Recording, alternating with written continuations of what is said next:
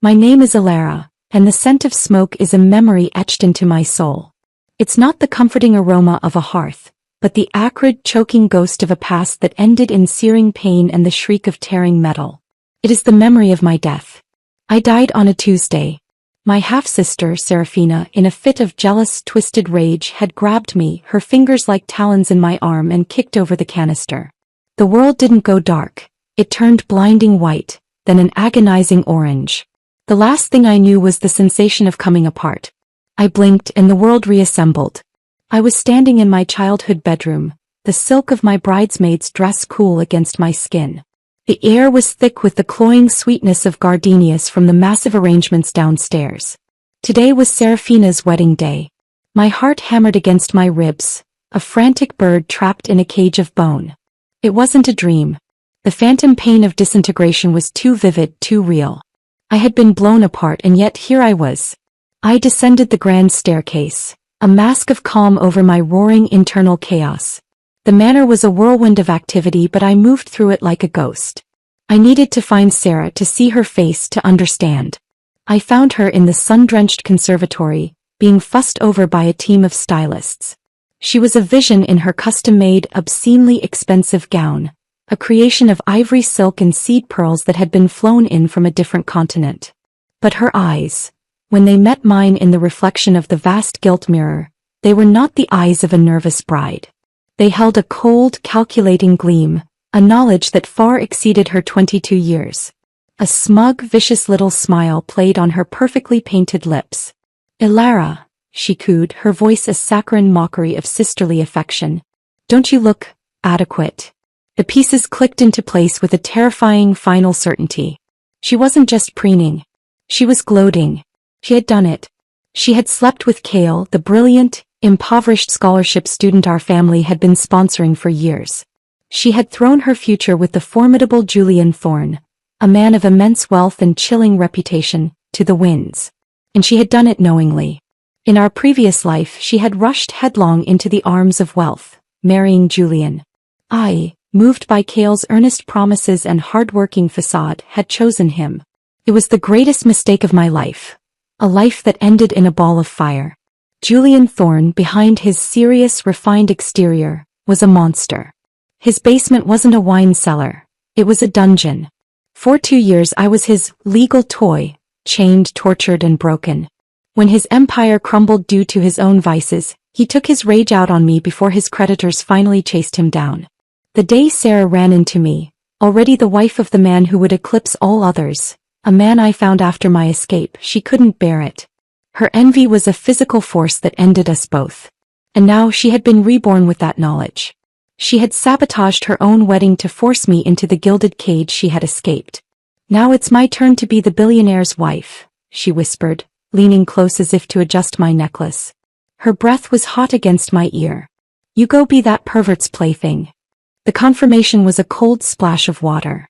The rage that had defined the end of my first life was gone, burned away in the very fire she started. In its place was a chilling, focused clarity. He thought she was sending me to my doom. She didn't know the crucial, catastrophic flaw in her plan. Cale would never become a billionaire. He was a leech, a master manipulator who knew how to play the part of a promising young man, but his ambition was a hollow shell. Without me, without my family's full support and my own later interventions, he was nothing. The ceremony, of course, was a disaster. It was Julian Thorne himself who kicked open the bedroom door, his face a granite mask of fury.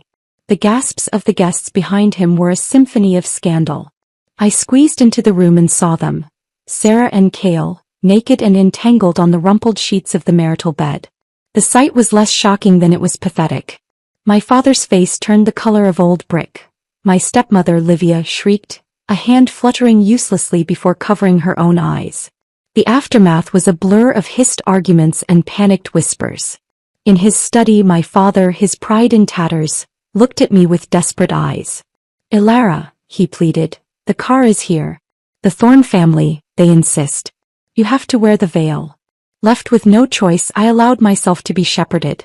As I was guided toward the waiting black luxury car, Sarah appeared, now in her bridesmaid dress, her face alight with triumphant malice. This time I'll be the one living in a palace, she hissed, her voice low and venomous. You go be that monster's toy. Just bite your lip and endure it. If you survive and escape in 2 years, I might even let Kale come find you. I didn't blame her. I almost pitied her. She had jumped into the pit and then handed me a map of the traps, thinking it was a sentence. She had no idea she'd just given me the keys to my own liberation. The wedding banquet at the Thorne estate was a somber, tense affair. Julian was a specter at the feast, his cold presence silencing any attempt at merriment. After the hollow formalities, he dismissed all the servants from the main villa. The enormous, opulent house fell into a profound silence, holding only the two of us. My heart hammered, but not from fear. Through the delicate lace of my veil I studied him. He was tall, broad-shouldered, with features carved from marble and eyes the color of a winter storm. He was every bit as intimidating as Sarah had described. But the disgust in his gaze was a weapon I knew how to parry. Why are you looking at me like that? His voice was low, cutting through the quiet. This is our wedding night, I reminded him, my own voice calm, steady. I don't love you. Nothing is going to happen. Not what you're imagining. You're not me, I replied, the ghost of a smile on my lips. How do you know what I'm imagining? He didn't answer. Instead, he turned and walked out of the lavish suite. Follow me. He led me down a dimly lit hallway lined with dark blood-red wallpaper, the floorboards of rich mahogany groaning under our feet. He was leading me to the basement. Sarah's words echoed in my mind. His basement is full of torture equipment. He walked with a deliberate, steady pace, but soon he began to glance back at me, his expression shifting from cold fury to faint confusion. You're not scared, he stated, a question lurking in the observation. The atmosphere was perfectly curated for terror. It was a stage set for a specific kind of play, and I was no longer an unwilling actress. I'm not afraid, I said. He looked momentarily taken aback, then his features hardened. Then don't cry later. I hate it when women cry. I hate it when men cry, I replied flatly.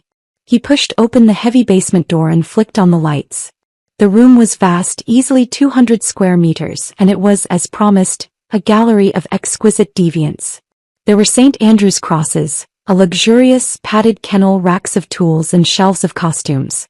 It was not the dungeon of a brute, but the collection of a connoisseur. Julian took a deep breath, a strange, almost eager light in his eyes as he shrugged off his suit jacket. He selected a length of black, supple leather rope and approached me. His movements were awkward, unpracticed. He grabbed my wrists, his grip firm but his technique clumsy. Something's wrong, he muttered to himself, frustration creasing his brow. This doesn't feel like when I practiced. He fumbled, the rope slipping. He was trying to recreate something he'd only read about, seen in pictures. He was a theoretician, not a practitioner. As he made to try again, a third messy loop that would have chafed horribly, I lost patience. In one smooth, practiced motion I twisted my arms, broke his clumsy hold and seized his wrists. The shock on his face was utterly priceless. You're doing it wrong, I said softly, my voice a low murmur in the quiet room. Here, let me show you. Under his stunned, wide-eyed gaze, I wrapped the rope around his wrists with precise, efficient movements. The knots were firm, secure, but not cruel. I finished with a neat, elegant bow. He stared at his bound hands, then at me. Why do you know how to do this? Who doesn't have a few hobbies when they're young? I smiled. What kind of girl has this as a hobby? He breathed, a mix of outrage and fascination in his voice. Let me go. You don't have the right to treat me like this. I turned to the wall, my eyes scanning the array of tools. I selected a blindfold of black silk. You'll know soon enough whether I have the right. I slipped the sash over his eyes, plunging him into darkness. His breath hitched. With his primary sense taken away, the rest would become heightened, every touch, every sound amplified. He stood rigid for a moment, then began to struggle in earnest, but my knots held fast. I leaned close, my lips brushing the shell of his ear. Stop struggling, I whispered. Just enjoy it.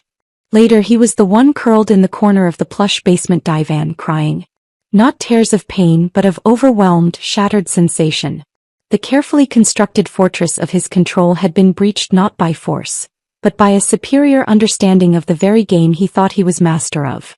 The next day at the family return banquet, Julian sat stiffly under the blazing sun, a high-necked cashmere sweater doing a poor job of hiding the faint marks on his throat. His face was a thundercloud. My father pulled me aside, his voice low with concern. "He didn't give you a hard time, did he?" I was glowing, radiant with a power I hadn't felt in either of my lives. "Nope. We're great." My stepmother, Livia, glanced from my vibrant face to Julian's stormy one. "You look wonderful, darling, but he doesn't seem quite himself." I looked at Julian and called out, my voice sweet but carrying an undeniable edge of command.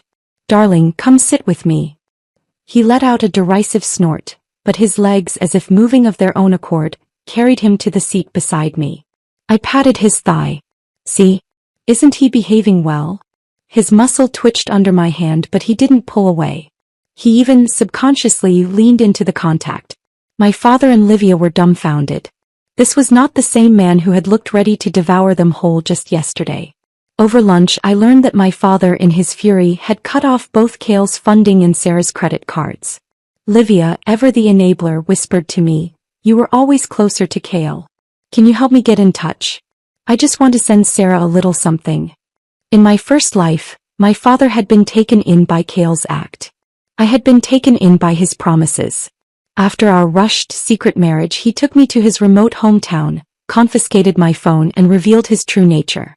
I was a servant, a prisoner, and a punching bag. It took me 2 months to escape, and the legal system offered little recourse for a legally married woman. He'd only gotten 2 years, and his hatred for me had festered. Sarah, the idiot, had settled his grudge for him when she blew us both up. Now, since she was so determined to tie her fate to his, I would respect her choice. "Sarah is not a child anymore," I told Livia gently. "If she needs money, she'll come home. If you send it to her behind father's back, she'll never learn her lesson." How could father ever forgive her then? Livia nodded, seeing the logic. I then turned my persuasion on my father. I suggested he let me take a more active role in the company. He'd been through enough stress because of Sarah. He deserved a break, perhaps a long trip abroad to clear his head. Seeing that I seemed to have a remarkable handle on Julian Thorne, he agreed. The company would be in good hands, and worst case, Julian would be there to back me up. Reassured, he and Livia began planning an extended overseas trip. Before they left, I made sure to arrange for new private phone numbers for them both. That afternoon, I was summoned to the side villa to see Julian's grandmother, Eleanor. She was his only living family, a frail woman clinging to life. According to Sarah's timeline, she would be rejected by the hospital tonight, and her death would send Julian spiraling into the self-destructive void that would eventually consume him. I couldn't allow that. I had finally found a toy as fascinating as he was, and I wasn't about to let him break. The old woman lay on a state-of-the-art hospital bed, her complexion pale, her energy fading. But her medical report, which I discreetly reviewed, showed no immediately terminal condition. The care was exemplary. So why would she die? She held my hand, her grip surprisingly strong, and pressed a pair of exquisite jade bangles into my palm. "This was my daughter-in-law's," she whispered. Before she passed, she asked me to give it to Julian's wife. I finally fulfilled that wish. Now that he has you, I can rest easy. And I understood. The cleansing Sarah mentioned wasn't some mystical ritual. It was Julian marrying to fulfill his grandmother's final wish. Once that wish was met, she had lost her will to live. She was ready to die. "Grandmother, don't say that," I said softly. "There are still so many beautiful things in this world to see." She gave a faint, weary smile. "I'm old, child. What haven't I seen?" Seeing her peaceful resignation, I knew I had to be drastic. Later that evening, when Julian returned from work, he was alarmed by the sound of loud, pulsing music coming from the side villa. He rushed over, only to stop dead in the doorway. His grandmother, propped up in her wheelchair, was surrounded by 8 incredibly handsome male dancers of various styles, all moving to the rhythm. The heart monitor beside her was beeping in sync with the bass line. The team of doctors standing by looked utterly scandalized. And Julian's grandmother? She was blushing furiously, but her eyes held a spark I hadn't seen before. Julian turned to me, his face a mask of fury. "Ilara, have you lost your mind?" But before he could erupt, I dragged him out of the room. "I don't care what you do to me," he seethed, "but not to my grandmother. Get those Those performers out of here." The butler and servants stood frozen. I slapped Julian sharp and clean across the face. "Calm down and listen to me." "You dare hit me?" he roared. "I dared a lot more last night," I reminded him softly. "You seem to appreciate it." His ears turned red. His temper, so vast and intimidating moments before, evaporated into flustered silence. The butler suddenly became fascinated with a tree in the courtyard. "My word, is the ironwood blooming?" he exclaimed, shepherding the wide-eyed staff away to admire the non-existent flowers. I pulled Julian closer. "Your grandmother told me her mission is complete and she doesn't want to live anymore." The panic in his eyes was immediate and raw. "What?" "She thinks no one needs her now that you're married." I talked to her. "I think I've given her a new reason to stick around." "By hiring a pack of male strippers?" he hissed, mortified. "The method is irrelevant," I said. "The result is what matters. She's your only family. Even if I have to be utterly shameless and take all the blame, I will do whatever it takes to keep her alive." He gave me a long, complicated look, a tumult of emotions warring in his stormy eyes. "Touched by your filial piety," he muttered finally, his voice gruff. "Then let me express my gratitude properly tonight." His ears flushed an even deeper red, betraying him completely. That night the head doctor called. "Mr. Thorne, the madam fell asleep naturally without sedatives." She slept soundly, but he hesitated. When I was taking her blood pressure, she slipped some money into my hand and asked me to press a little harder. I took the phone. "Just a minor side effect. Consider it a tip." As I ended the call, I looked at Julian. His hands were bound and suspended above him, his body a beautiful, trembling canvas in the low light of our room. He was kneeling, his eyes glazed with a mixture of resistance and utter rapture. Covering his eyes last time had been a mistake. Those stormy, tear-filled eyes were made for crying. "You say this is your first time," I murmured, tracing a line down his chest. "So why do you know so much?" He blushed deeply. "Just like you," he deflected, his voice strained. "I read a lot. Never had a chance to try it." I tugged gently on his bonds. "This isn't the work of someone who's only read about it." "I swear," he insisted, his breath catching. "I've never done anything like this, in this life." The phrase hung in the air between us, loaded and strange. In this life. He knew. Or he suspected. It didn't matter. The game was afoot and the rules had been irrevocably changed. I smiled down at him. "Well then, Julian, let's begin your education." The next 6 months unfolded not as a sentence, but as a complex and exhilarating game of strategy and sensation. Julian Thorne, the man feared in boardrooms across the continent, became my most dedicated student and, to my immense satisfaction, my most responsive canvas. The coldness in his eyes had thawed, replaced by a burning, focused intensity that was reserved solely for the world we built behind closed doors. My father and Livia departed for their extended trip, blissfully unaware of the true power dynamics in the Thorne mansion. With them gone, I turned my attention to the family company Vance Innovations. It was a solid, respectable firm, but in my previous life, I had seen it stagnate and be slowly eroded by poor investments. Now, with the clarity of hindsight and a ruthlessness born of 2 lifetimes, I began to make changes. I streamlined departments, divested from sentimental but failing projects, and invested heavily in emerging technologies I knew were poised for explosive growth. The board, initially skeptical of the boss's daughter, was swiftly silenced by a series of staggering quarterly profits.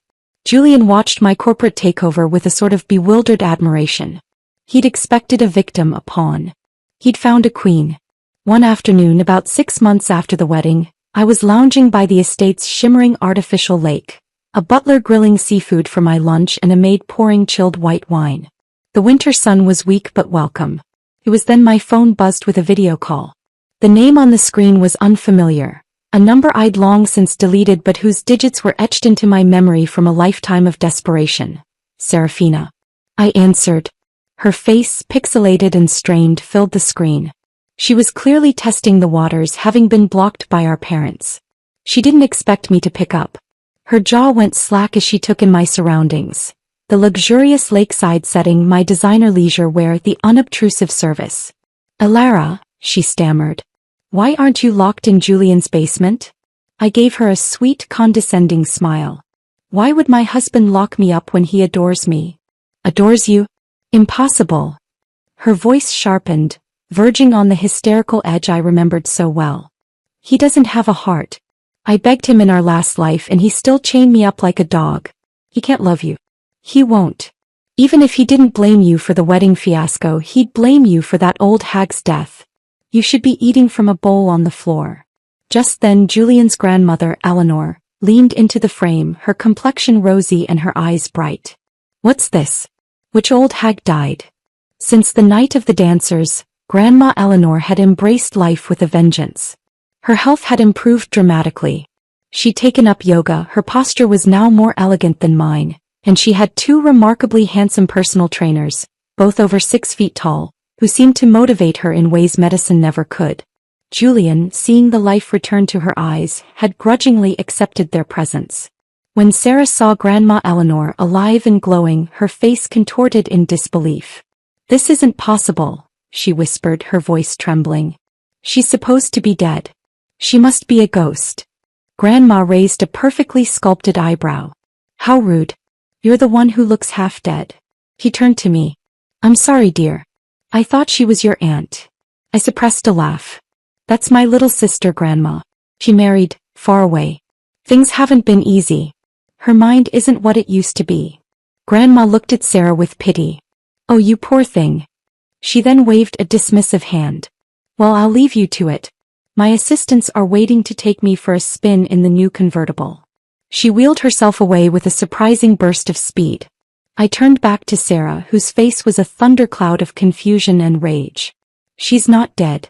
Then Julian, he didn't fall apart. He didn't gamble everything away. Not only is he intact, I said smoothly, he's recently become the public face of a national anti-gambling campaign. Sarah's face crumpled. But that's not how it went for me at all. None of this happened in my version.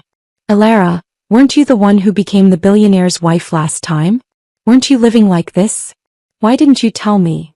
Her voice was a whine, the sound of a spoiled child whose script had been torn up. I looked her up and down through the screen. She was filthy. Her hair was lank and greasy, her skin was sallow and dotted with bruises, and she wore a faded, shapeless dress. Her eyes darted around nervously. 6 months and she was still trapped in that village. The realization dawned on me, she wasn't a prisoner. She was a willing participant in her own delusion, still clinging to the fantasy that Kale was her ticket to wealth. So I fed the delusion. Oh, Kale treated me like a queen in the last life, I said, my voice dripping with false nostalgia. His mother too. They never made me lift a finger. And Kale didn't use my father's money. We built his empire together from the ground up. That's why when he became successful he cherished me. He was so afraid of losing me. The effect was instantaneous and devastating. Sarah looked completely shattered. Why? She wailed. Why are they so different with me? I've been good to them. I'm exhausted, Alara. I can't do this anymore. Please just help me get in touch with Dad. Tell him to send money. Dad and Livia are traveling abroad, I said with a sympathetic sigh. They changed their numbers. I can't reach them either. They went abroad? Without me. The injustice of it all ignited her fury. I'm suffering here and they're off vacationing? Well, what did you expect? I chided gently. The stress you caused Father. He needed to get away before you gave him a heart attack. Honestly, even I have to keep my distance from you for my own peace of mind. This was a lie, of course. I was the one funding their endless, luxurious cruise, ensuring they stayed happily out of the way. The truth was, under my management, Vance Innovations had increased its valuation tenfold. A few $100,000 for my parents' trip was a rounding error. Livia, initially worried about Sarah, had been so thoroughly seduced by the life of leisure that she'd all but forgotten her daughter. Now, with all other avenues closed, Sarah pinned her hopes on me. Then you send me money, she demanded, the old entitlement surging back. Start with $5 million. I let out a light, tinkling laugh. Sis, don't be absurd. You know what Julian is like. I may live like a billionaire's wife, but I don't actually control any money. The company and the assets are managed by his people. My personal accounts have been frozen for ages. I glanced over at Julian, who was reading reports by the fireplace. He looked up and shot me a glare of pure indignation.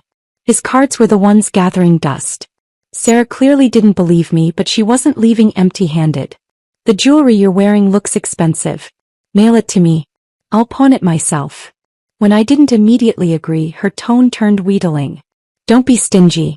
Just because Julian is playing nice now doesn't mean it will last. Once he gets bored and shows his true colors, you'll be trapped. When Cale becomes the richest man, it will be because of me, and I'll make sure he comes to save you. She was still painting her pretty little picture. It was almost sad. Just then I saw Julian wave a hand off camera, a silent cue. I played along. Darling. I called out sweetly. He walked into the frame, his presence instantly commanding even through a tiny screen. The moment Sarah saw him, she let out a terrified shriek and fumbled the phone. The screen went black, but the audio stayed on. I'm sorry, she babbled, her voice trembling with primal fear. I didn't mean to contact anyone. Please don't lock me up again. Julian, a masterful actor when motivated, delivered his line with chilling perfection. If I ever catch you making outside calls again, he said, his voice a low, menacing rumble, you will never see the light of day. Once the call was over, he pulled me into his arms, his earlier indignation gone, replaced by a warm possessiveness. Troublesome relatives? He murmured into my hair. Just a minor nuisance, I replied, leaning into his embrace. His lips brushed my ear. Let me help you unwind tonight. His voice was a husky promise. I pretended to consider it. I suppose. But don't get used to it. He beamed, a genuine, unguarded smile that transformed his entire face, and immediately went off to, I presumed, plan the evening's activities. As I bent to retrieve my phone, I heard Sarah's voice, a bitter snarl from the speaker she hadn't disconnected. So much for the high life. It's all a sham. I ended the call and blocked the number. One thing was certain, she wouldn't be coming to me for help again. I made a mental note to instruct all household and company staff that if a woman matching Sarah's description, disheveled and desperate, ever appeared, she was to be escorted from the premises immediately.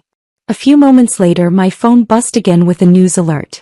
The financial section reported that a small, promising tech startup I had heavily invested in had just been acquired for a sum that tripled my initial stake. I smiled. Sarah was chasing a phantom billionaire in a dirty village, while I was quietly building a real empire of my own.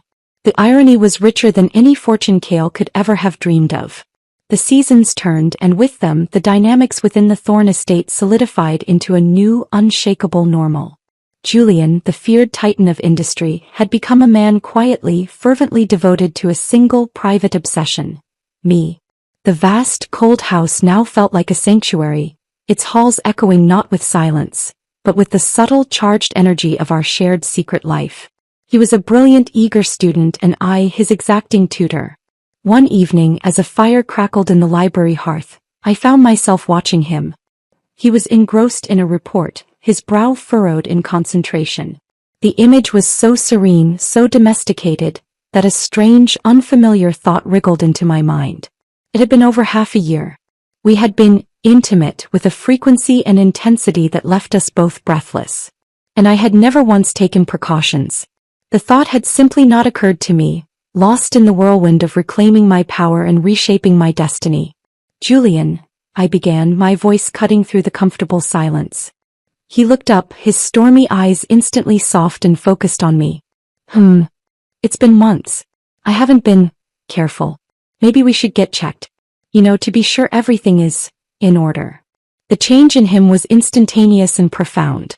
The softness vanished, replaced by a shuttered, guarded look. His jaw tightened. No, he said, the word final and sharp as a sliver of ice. There's no need for that. I studied him, my head tilted. His reaction was too swift, too absolute. No need. Aren't you the least bit curious? He narrowed his eyes, a flicker of something dark, fear perhaps, in their depths. I said no. Before I could press further, he stood, abruptly ending the conversation. I'm tired. I'm going to bed. He left the room, his posture rigid. So confident, so evasive. He was hiding something. The certainty of it settled in my gut. The next day I went to see Grandma Eleanor. She was in the sunroom, being gently guided through a yoga pose by one of her handsome assistants. I waited until she was finished and sipping her green tea. Grandma, I started, choosing my words carefully. I had a strange conversation with Julian last night. About children. She set her cup down with a delicate clink, her expression turning serious. Oh. I just wondered about the Thorne family line. It's just him, isn't it? Her face softened with a profound sadness. Yes, dear. Only one son per generation for as long as anyone can remember. It's a heavy burden. She reached out and patted my hand. If it ends with him, I don't know how I'll face his grandfather, his parents. A determined light came into her eyes. Within hours she had mobilized her considerable influence. By that afternoon, over a dozen of the country's top male fertility specialists were assembled in the main drawing room for what had been billed as a general wellness consultation for Julian. When he arrived home and was ushered into the room, his face darkened into a thundercloud of pure, unadulterated fury. I watched from the doorway as he took in the scene. The doctors, their equipment, his grandmother's hopeful, anxious face.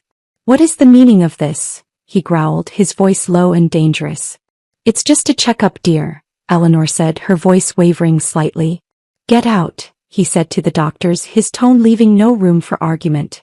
"All of you, get out of my house." The specialists, sensing the volcanic eruption brewing, scrambled to pack their things and fled. Julian stood in the center of the room, his chest heaving, his fists clenched. He finally turned his furious gaze on me. "This was your doing," he accused. "I didn't deny it. I just want to understand, Julian.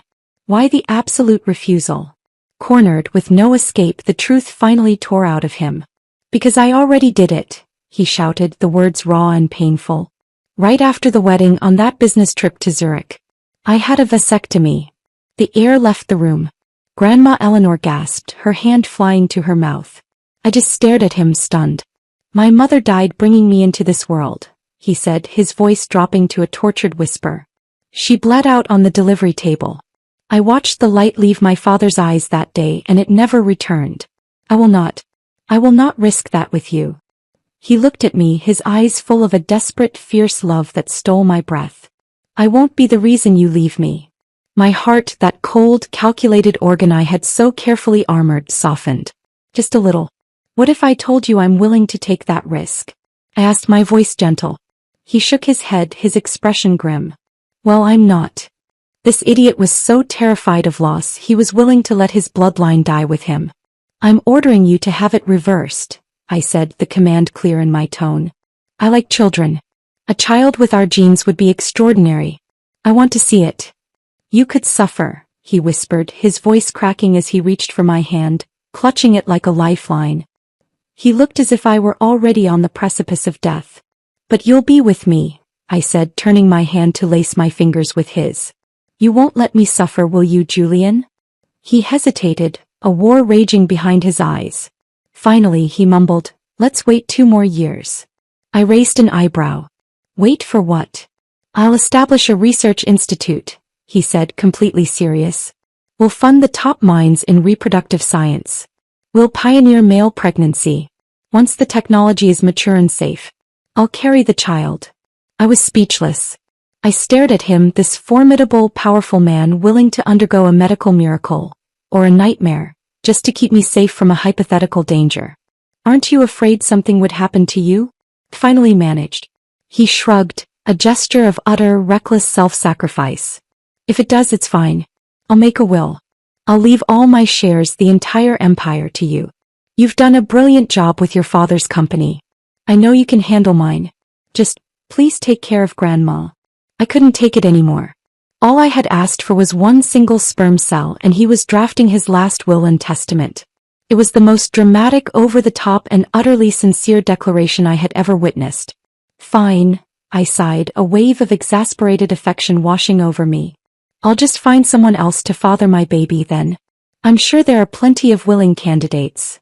His eyes instantly flashed from despair to a possessive, crimson rage. "How dare you?" he snarled, pulling me tightly against him. "I've given you my heart, my soul, my entire being. And now you speak of finding another."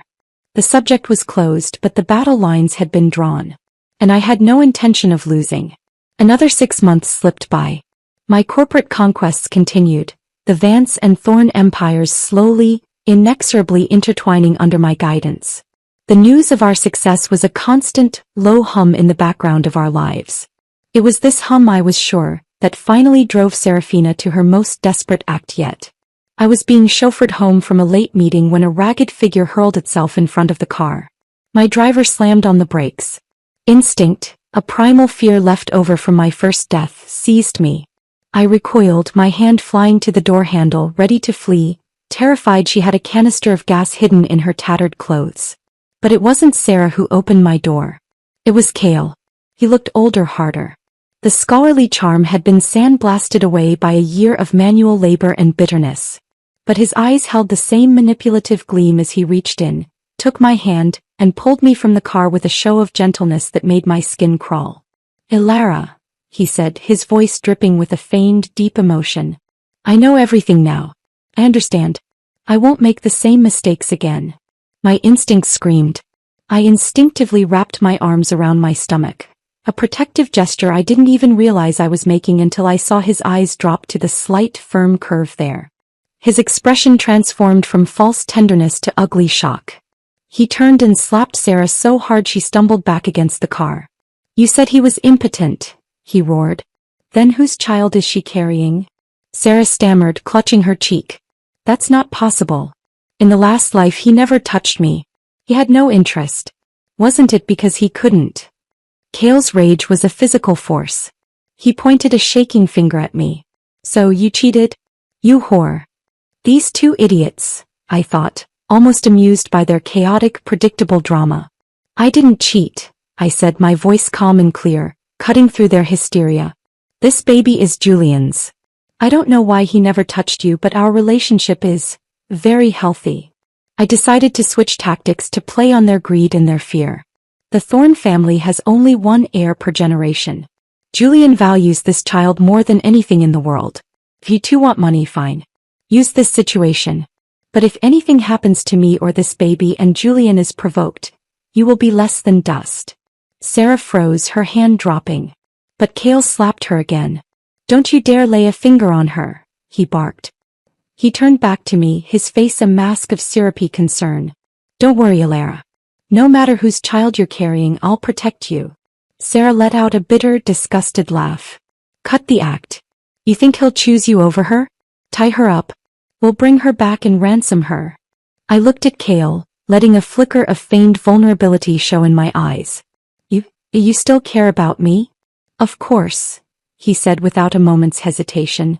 "The one I love has always been you." Sarah's jaw dropped. "What am I?" she shrieked. "You said you loved me." Cale raised his hand again and Sarah flinched, ducking her head and covering it in a conditioned response of pure terror. He glanced around, then lowered his voice. "Lisa, I'm taking you home." As he spoke, he deftly plucked both my phone and my purse from my grasp and tossed them into the gutter. Then he leaned into the car and disabled the GPS. He gently but firmly guided me into the passenger seat of his own beat-up sedan. I didn't resist. I let him. As he drove us away from the city lights back toward the rural prison he called home, I felt a strange sense of calm. What they didn't know was that the simple pearl stud in my ear was a panic button and a tracking beacon. A single press would bring Julian down upon them like the wrath of God. But I didn't press it. Not yet. Since these two relics of my past were so determined to drag me back into it, I would go willingly. It was time once and for all to settle our accounts. The drive to Cale's village was a journey back in time, a descent into a world of grime and grim futility. The air grew thick with the smell of damp earth and manure, a stark contrast to the citrus and sandalwood scent of the Thorne estate. Cale tried to maintain his charade of concerned protector, his hand occasionally patting my knee in a gesture that made my skin crawl. "We'll get through this, Ilara," he murmured. "Once we have the money from Thorne, we can start over. Just you and me." I said nothing, just watched the bleak landscape roll by. He truly believed his own delusion, that he was the hero of this story, rescuing me from a monster only to claim his rightful prize. When we arrived, the shack was exactly as I remembered from my first life, cramped, dark, and reeking of hopelessness. Cale's mother, Martha, was waiting on the rickety porch, her face a permanent scowl of discontent. When her eyes landed on my pronounced baby bump, they widened in shock, then narrowed into slits of pure venom. She didn't say a word to me. Instead, she rounded on Sarah and smacked her hard across the face. You useless girl. You said my son was lacking. But she's pregnant with Thorne's brat. That means you're the broken one. If I'd known, I never would have let him dirty himself with you. So Martha knew about the reincarnation too. The entire sordid plot was out in the open in this filthy little hovel. Sarah, with a shred of her old fire, snapped back. You old hag. Why are you hitting me? I helped your son kidnap her. Once we get the money, I'll be the billionaire's wife. Martha actually cackled. Then I'll be the billionaire's mother. But Cale wasn't joining in their shared fantasy. He led me past them back to the same tiny airless room I had been imprisoned in before. The memories assaulted me, the fear, the hunger, the despair. A wave of nausea, both physical and emotional, hit me hard. I doubled over, retching. Without a word, Cale handed me a chipped bucket. He even patted my back with a disturbing mimicry of gentleness. Ilara, he said, his voice low and earnest. I regret everything. If Sarah hadn't thrown herself at me that day, we would never have been separated. I held back the bile and the contempt. It's too late for regrets. No, it's not, he insisted, his grip tightening on my shoulder. Just tell me, how did I become a billionaire? What was the key? The question was so pathetic it was almost laughable. Emily had truly filled his head with nonsense. I decided to give him a version of the truth, tailored to feed his ego. You're capable, Cale. Otherwise, my father never would have sponsored you. You only succeeded because you inherited my father's company, with my help. I let the implication hang in the air. I was the key. A slow, satisfied smile spread across his face. So, it really was because of you. I played my part, letting my voice tremble slightly. Sarah ruined everything for us. She stole our future. I can't be with you anymore. Not now. And Julian, he's taken over everything. Cale's gaze turned cold and calculating as he glanced out the grimy window. Sarah was standing there, trying to eavesdrop, unaware her reflection was perfectly visible in the glass. I was fanning the flames and he was all too ready to burn. It's not too late, he said, his voice dropping to a conspiratorial whisper. That night I was shaken awake. It was Sarah, her face pale and frantic in the moonlight filtering through the single dirty pane. We have to leave. Now, she hissed, her breath coming in quick, panicked puffs. Leave? Where to? I asked, feigning drowsiness. Cale and his mother. They're not going to wait for a ransom. Her eyes were wide with genuine terror. They're planning to cut the baby out of you. We have to run. She had already stolen the keys to the beat-up sedan. As she frantically turned the ignition, the engine sputtering to life, the front door of the shack flew open. Cale and Martha stormed out into the yard. You little traitor. Trying to run. Martha shrieked. Cale marched straight to the driver's side, yanked the door open and dragged Sarah out by her hair. Then he rushed to my side of the car, his expression shifting to one of contrived concern. Ilara, don't go anywhere. Stay with me. I wasn't trying to run, I said, my voice calm and clear in the tense night air. Sarah told me you wanted to cut my baby out. You wouldn't hurt me, would you, Cale? Of course not, he said, his voice firm. You're my lucky star. Then he turned and the mask of the protector vanished, replaced by the face of the abuser. He began beating Sarah with a methodical, sickening cruelty. You tried to run? Fine. But how dare you try to take her from me? You're pure evil. Sarah screamed, curling into a ball on the ground. And what about you? She cried, her voice breaking. I stayed by your side for a year. I worked until my hands bled, earned money for you to waste. I kidnapped my own sister for you. And now you want to sell me off to your crippled uncle in the mountains?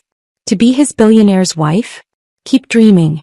I killed him once, I can kill him again. Martha screamed. You dare blame my son? He could have been a king if not for you, you jinx. Ever since he married you, he's accomplished nothing. But once he marries Ilara, he'll finally reach the top. Cale stood over Sarah, his chest heaving. As long as I'm here, no one is going to touch a single hair on Ilara's head. If you try to kill her, I'll kill you first. The three of them erupted into a chaotic, vicious brawl. After a year of hard labor, Sarah had a feral strength. She slapped Martha so hard 2 of the old woman's teeth flew out, but she was still no physical match for Cale. He grabbed her by the throat and slammed her against the side of the car. "Alara, help me!" Sarah gasped, her eyes bulging. But I had heard enough.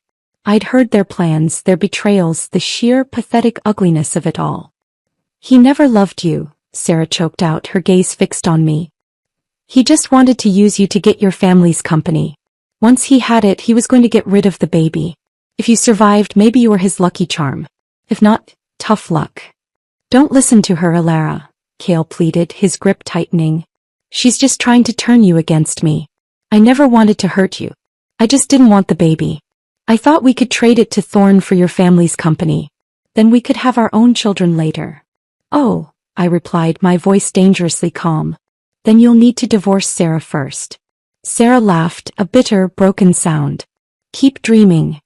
Then die," Cale growled. He began to choke her in earnest. Her face turned purple, her struggles growing weaker. It was time. As Sarah faced true death, her survival instincts kicked in.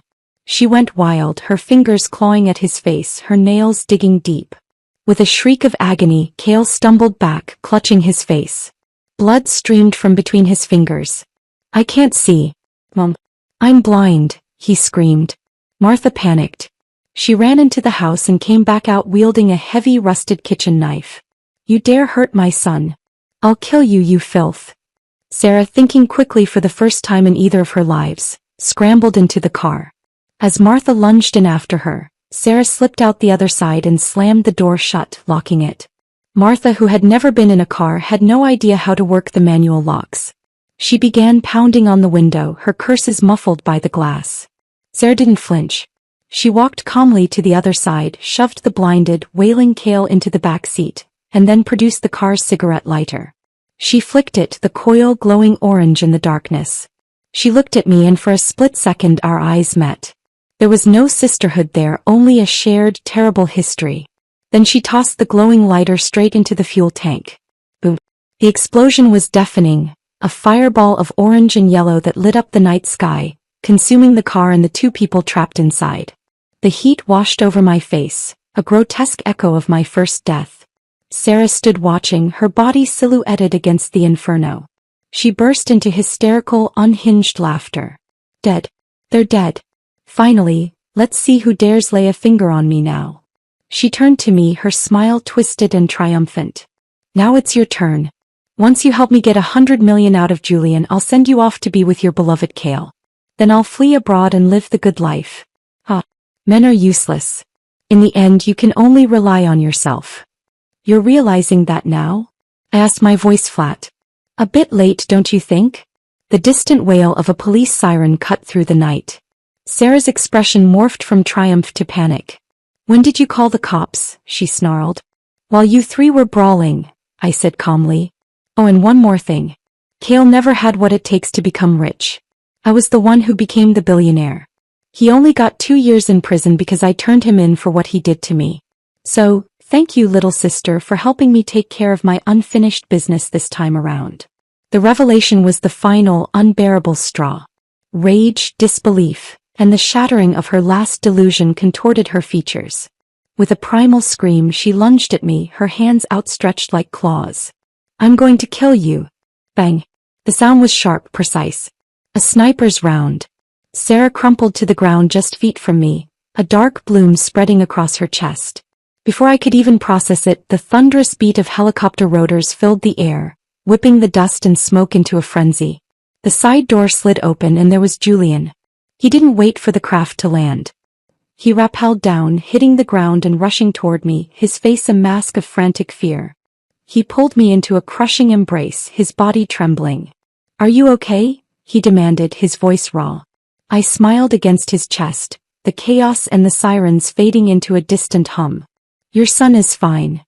He pulled back, his hands cradling my face, his stormy eyes blazing with a terrifying, beautiful intensity. "I was asking about you, you heartless woman." I stood on my toes and kissed the corner of his mouth, a promise and a reassurance. "Don't worry. No one will ever hurt me again." The aftermath of the fire and the shooting was a controlled, clinical operation. Julian's security team materialized from the shadows, coordinating seamlessly with the arriving police. I gave a brief, clear statement. I had been kidnapped by my unstable sister and her abusive husband. A struggle had ensued, leading to the tragic accident and my sister's mental break, which ended when security intervened to protect me. My status, Julian's influence, and the obvious truth of my pregnancy made the story unquestionable.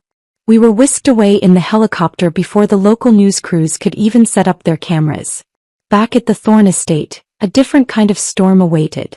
Grandma Eleanor took one look at my disheveled state and my pronounced bump and descended into a flurry of maternal fury and concern, ordering a full medical evaluation and berating Julian for not having a larger security detail. Julian endured it silently, his hand never leaving the small of my back, his presence a solid, unyielding wall between me and the world. But in the quiet of our bedroom the wall crumbled. The fear he had held at bay crashed down on him. He was frantic, his hands trembling as he helped me out of my soiled clothes, his eyes scanning every inch of my skin for injuries. "I felt the tracker go offline," he said, his voice husky.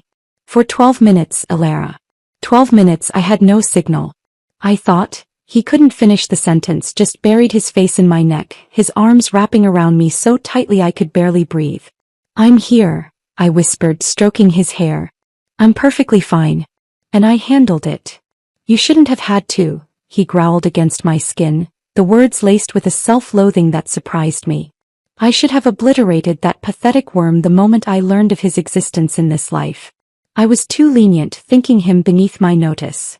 This was a new side of Julian, not the controlled dominant or the eager submissive, but a raw, vulnerable man shaken by the near loss of something he cherished. It was more intoxicating than any power play. The next 5 months were a study in surreal domesticity. Julian became my shadow. He worked from home, his office relocated to the suite adjacent to mine. He attended every doctor's appointment, his large frame looking comically out of place in the pastel-colored waiting rooms, his expression one of intense, grave concentration as the obstetrician discussed fetal development. He read every parenting book he could find, his brow furrowed as if studying a complex corporate merger. The day I went into labor he was a model of terrifying efficiency, getting me to the private hospital wing with a speed that defied physics. But once the medical team took over, his composure shattered. He paced the corridor outside the operating room. I had opted for a scheduled C-section, a decision he had supported with palpable relief, a storm cloud of anxiety. The nurses later told me with barely suppressed giggles that he fainted. Not once but 3 times. The sound of my first groan of discomfort through the door was enough to send the great Julian Thorne to his knees. When it was over and our son, a robust, loud baby with a shock of dark hair and Julian's stormy eyes, was placed in my arms, I felt a profound, weary triumph. I was up and walking a few hours later, feeling sore but fiercely alive. Julian, however, had to be half carried into the room by a stoic-faced butler and a snickering security guard. His face was ashen, his hands shaking as he reached for our son. He looked from the baby's face to mine, his own a canvas of overwhelming emotion. He leaned down, his forehead touching mine. "This," he whispered, his voice cracking, "is the only child my wife will ever have. It is the final heir of the Thorne line. Anyone who dares suggest she go through this again will answer to me personally." Grandma Eleanor, cradling her great-grandson with tears of joy streaming down her face, sighed with a mixture of exasperation and affection. "They're all like this. No wonder we only have one son per generation." We named him Alexander. With the chaos of the past finally silenced and the promise of the future sleeping peacefully in a bassinet beside our bed, a deep, settled peace took root within me. I had rewritten my fate, reclaimed my power, and built a life on my own terms. The ghosts of Serafina and Kale were nothing more than ashes on the wind. One afternoon, as I was nursing Alexander in the sunroom, Julian entered. He'd been quieter than usual for days, thoughtful. He sat beside me, watching us with that unervingly focused gaze. "I've been thinking," he began, his voice tentative, "about what you said. About a sibling for Alexander." I looked at him, surprised. "I thought you declared my childbearing years officially over." "They are," he said firmly. Then he took a deep breath. "But you were right. A child with our genes. The potential is extraordinary. And I've had the procedure reversed." I stared at him, utterly speechless. The man who had undergone secret surgery to avoid this very risk, who had fainted at the mere idea of my discomfort, had willingly walked back into that vulnerability. For me, when finally managed, a few weeks ago, while you were preoccupied, he gestured to the baby. The recovery was insignificant. I knew that was a lie. I could see the lingering discomfort in the careful way he still sat. This was his sacrifice, his way of meeting me in the middle, of conquering his own deepest fear for a future we would build together. I reached out and took his hand, lacing our fingers together. I didn't thank him. Gratitude would have diminished the magnitude of his act. Instead, I brought his knuckles to my lips and kissed them, a silent promise. "Good," I said softly. A small, genuine smile touched his lips. It was the smile of a man who had faced his abyss and stepped back from the edge, not alone but hand in hand. Later, as we stood together looking down at our sleeping son, the setting sun painting the room in hues of gold and orange, I knew this was not an ending, nor was it a simple happy beginning. It was an equilibrium. The scales of our strange, powerful love were balanced. The ruthless billionaire and the reborn avenger had forged a partnership that was unbreakable. The world outside still saw Julian Thorne, the cold, formidable titan. They saw Ilara Vance Thorne, the elegant, shrewd wife. They would see Alexander, the sole heir to a vast empire. They didn't see the truth. They didn't see the man who would rewrite the laws of nature to please his wife, or the woman who had torn apart the fabric of her own destiny to claim this life. They didn't see the beautiful, terrifying, and perfectly balanced power we wielded behind closed doors. I had wanted safety, then revenge, then power. I had gained all three. And in the quiet, sun-drenched stillness, with my son in his crib and my husband's hand in mine, I understood that the greatest victory was not in the domination, but in the surrender. The mutual, chosen, and absolute surrender to a love that was as fierce and unyielding as we were. No more second chances. This life was enough. It was everything. Peace, I discovered, was not a passive state but an active creation. It was a structure we built together, Julian and I, with the same meticulous care we applied to our business empires. The first year of Alexander's life was a study in this new, deliberate tranquility. The shrill cries of the past were replaced by the demanding yet pure cries of our son. The scent of smoke was forever banished by the soft, powdery smell of his skin. Julian was a revelation as a father. The man who commanded boardrooms with a glacial stare would spend hours on the floor of the nursery, patiently building block towers for Alexander to gleefully demolish. The obsession he had once directed solely at me was now lovingly split, his devotion to our son a fierce, protective flame. He still managed my security with paranoid intensity, but the threat now felt distant, theoretical. The world, it seemed, had finally left us to our happiness. It was during this period of calm that I turned my attention to a project of my own, separate from the corporate machinations of Vance Thorne. I established the Phoenix Foundation, a nonprofit aimed at providing resources and safe houses for victims of domestic abuse and coercive control. I poured a significant portion of my personal wealth into it, drawing on the knowledge of my first life with Kale to shape its programs. I didn't put my name on it publicly. The work was its own reward, a quiet atonement and a weapon against the kind of darkness that had once consumed me. Julian, of course, knew. He found the initial proposal on my desk one evening. He read it in silence, his expression unreadable. When he looked up, his eyes held a deep, unsettling understanding. "This is because of him. The scholarship student," he stated, not asked. "Yes," I admitted, bracing for some sign of jealousy or disapproval. He simply nodded, a grim finality in the gesture. "Good. Let his memory be useful for something then." He transferred a staggering sum to the foundation's account the next day without another word. It was his way of saying he understood that the scars of my past were part of the landscape of my soul, and he would not ask me to hide them. Our physical life together evolved. The frantic, exploratory energy of our first year matured into a deeper, more intuitive connection. The ropes and tools in the basement were still used, but now it was a language we were both fluent in, a dance of push and pull that always ended in a profound and mutual surrender. He was no longer just my student, he was my equal, my counterpart. He could anticipate my desires and I his limits. It was a harmony more satisfying than any victory. The storm, when it came, was not from the past, but from the future we had so carefully built. It began with a cough. A small rattling sound from Alexander's nursery that had the night nurse calling us at 3 a.m. It was just a cold, the pediatrician assured us. But it didn't go away. It deepened, turning into a worrying rattle in his tiny chest. Within days, our serene home was once again a hub of medical activity. Alexander was listless, his fever spiking despite the strongest medications his small body could tolerate. Julian transformed. The doting father vanished, replaced by the corporate titan facing a hostile takeover. He assembled a team of the world's leading pediatric specialists in our home, his voice a low, relentless drumbeat of demand for answers, for action. But medicine, unlike business, does not always bow to willpower. The diagnosis, when it came, was a sucker punch to our perfect world. A rare, aggressive form of childhood leukemia. The oncologist used words like protocols and survival rates, but all I heard was a roaring in my ears. I looked at Julian and saw the same abject terror I felt reflected in his eyes, magnified 1,000 times. This was the loss he had spent his entire life trying to prevent. He became a ghost. He spent days and nights at the hospital where Alexander was admitted, his face a haggard mask.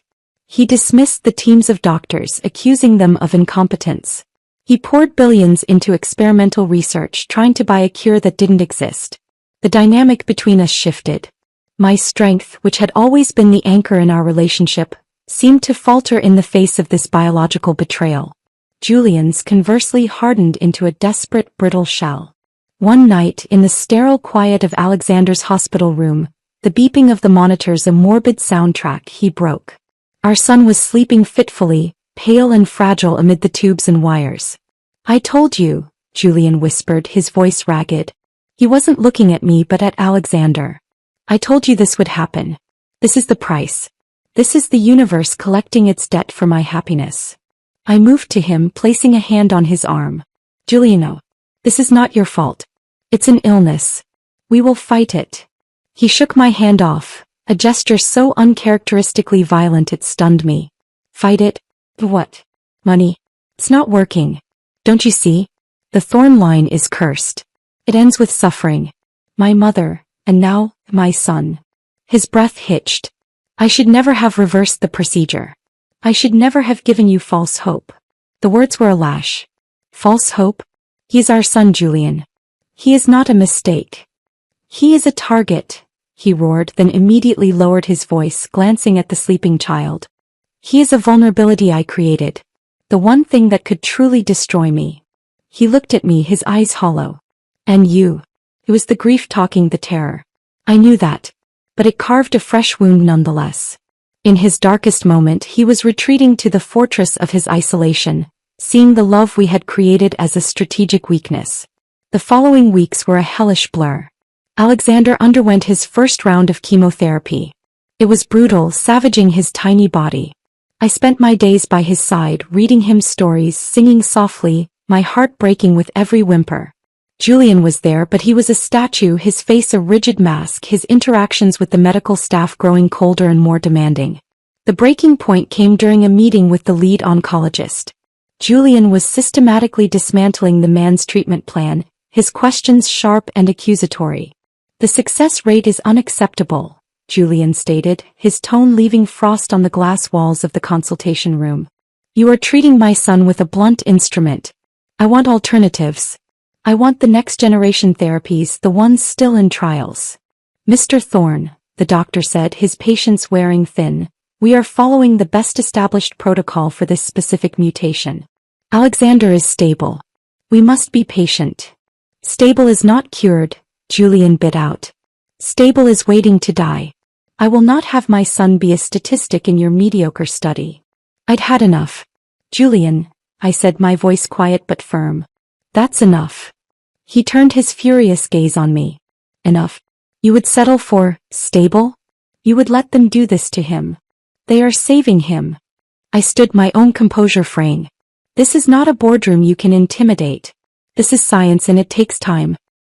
Your rage is not helping him. It's only frightening everyone, including me." The moment the words left my mouth, I saw him flinch. I had never admitted to being frightened of him before. Not in this life. The fight went out of him. The corporate titan deflated, leaving behind a terrified, exhausted man. He looked from my anguished face to the doctor's resigned one, and then back at the chart outlining his son's painful treatment. Without another word, he turned and walked out of the room. I didn't see him for the rest of the day. The hospital staff tiptoed around me. That night, as I sat alone by Alexander's bed, holding his small, feverish hand, I felt a loneliness so profound it was a physical ache. I had faced down a vengeful sister, a manipulative husband, and a monster. But I didn't know how to fight this enemy, and for the first time it felt like I was fighting it alone. The peace we had built had been an illusion. The storm was here, and it was threatening to shatter the very foundation of our world, not with violence from without, but with a slow, creeping despair from within. Julian's absence stretched through the night. The silence in the hospital room was broken only by the rhythmic beeping of the monitors and Alexander's labored breathing. The loneliness was a cold weight in my chest. I had miscalculated. I had believed our bond, forged in fire and dominance, was unbreakable. But I had not accounted for this particular enemy, a foe that could not be intimidated, outmaneuvered, or bound. Just before dawn, the door whispered open. He stood there, silhouetted against the dim hallway light. He looked ravaged, his clothes rumpled, his eyes shadowed with a despair so deep it seemed to swallow the light. He didn't speak. He just walked to the other side of Alexander's bed and stood staring down at our son. His hands, usually so sure and commanding, hung limply at his sides. "I went to the research institute," he said, his voice a hollow echo. "The one I started for male pregnancy." A bitter, self-mocking smile touched his lips. "I thought if I could throw enough money at them they could magic up a cure. They showed me their work. It's brilliant, years ahead of its time. And utterly useless to us right now." I remained silent, letting him talk, letting the poison drain. "I have spent my entire life building walls," he continued, his gaze fixed on Alexander. "Fortresses of money, of power, of control. To keep the world out. To keep loss out. I thought I had succeeded. And then you," he finally looked at me, his eyes gleaming with unshed tears. "You scaled every wall without even trying. You didn't conquer the fortress. You made it a home. And I let you. I welcomed you in." He took a shaky breath. "And then we built this perfect tiny person. And he became the heart of the fortress, the one thing I could not protect with money or threats. He is the vulnerability I willingly, joyfully created. And now that he is under siege, my first instinct is to rage at the walls that failed. To rage at you for making me care this much." His confession hung in the sterile air. It was the raw, unvarnished truth. He wasn't angry at the doctors, not really. He was terrified of the love that made him so exquisitely vulnerable. "You think I'm not scared?" I asked, my own voice thick. "You think I don't lie awake at night, terrified that I will have to live in a world where he doesn't exist? That I won't be enough to keep you from shattering if we lose him?" He flinched as if struck. "But rage is a luxury we cannot afford, Julian," I said, standing and moving around the bed to stand before him. "Alexander doesn't need a CEO. He doesn't need a dominant or a strategist. He needs his father. He needs your strength to be quiet and present and steadfast. Not a weapon but a shield." I reached out and took his face in my hands, forcing him to look at me. "You told me once you wouldn't let me suffer. Well, I am suffering. And so are you. So stop building new walls between us. The fortress is already breached. The only thing left to protect is each other." The dam broke. A single, silent tear traced a path through the stubble on his cheek. Then another. He didn't sob, but the quiet, shuddering release was more devastating than any outburst. He leaned forward, his forehead resting against mine, his hands coming up to clutch my wrists. "I don't know how to do this," he whispered, the admission costing him everything. "We learn," I said softly. "Together." That moment marked a turning point. Julian didn't magically transform into a placid, accepting figure. The fear was still there, a constant, grim companion. But he stopped fighting the medical team. He began to listen, to ask questions instead of issuing demands. He still transferred obscene amounts of money into research, but now it was focused, collaborative. He found his own way to be present. He learned how to carefully hold Alexander through the maze of 4 lines. He read him stories in a low, steady voice that seemed to soothe our son more than any lullaby. He became an expert at the mind-numbing, essential tasks, tracking medication schedules, monitoring fever spikes, ensuring I ate and slept. Our dynamic shifted once more, but this time into something deeper, more profound. The power exchange that had defined our relationship receded, replaced by a partnership of pure, gritty endurance. We were two soldiers in the same trench, taking turns standing watch, sharing the weight of a fear too heavy for one person to carry. The chemotherapy was a brutal marathon. There were terrifying nights of spiking fevers and septic scares. There were small, precious victories. A day without nausea, a fleeting, genuine smile from Alexander. We celebrated them with the fervor of a major corporate acquisition. Through it all, the Phoenix Foundation continued its work. I managed it from the hospital room, a bittersweet reminder of a world where survival was possible, where lives could be rebuilt. It was my own small act of defiance against the chaos. After what felt like an eternity, the end of the first, most intensive phase of treatment arrived. Alexander was weak and thin, his head bald, but the cancer was in remission. The word itself felt like a benediction, a fragile gift. The day we were allowed to bring him home was overcast, but it felt like the sun was shining directly on us. Julian carried Alexander, wrapped in a soft blanket, across the threshold of the estate as if he were carrying the most priceless, fragile treasure in the world. Grandma Eleanor was waiting, her face streaked with tears, her assistants discreetly absent. We settled Alexander into his crib. He fell asleep almost instantly, exhausted but safe in the familiar, quiet comfort of his own room. Julian and I stood side by side watching him sleep. The silence between us was no longer lonely, but shared, a quiet monument to the battle we had endured. He turned to me, his eyes clear for the first time in months. The storm had passed, and while the landscape was scarred, it was still standing. "I was wrong," he said quietly. "He is not a vulnerability. He is the source of all my strength." He took my hand, his grip firm and sure. "And so are you." The crucible of our son's illness had not broken us.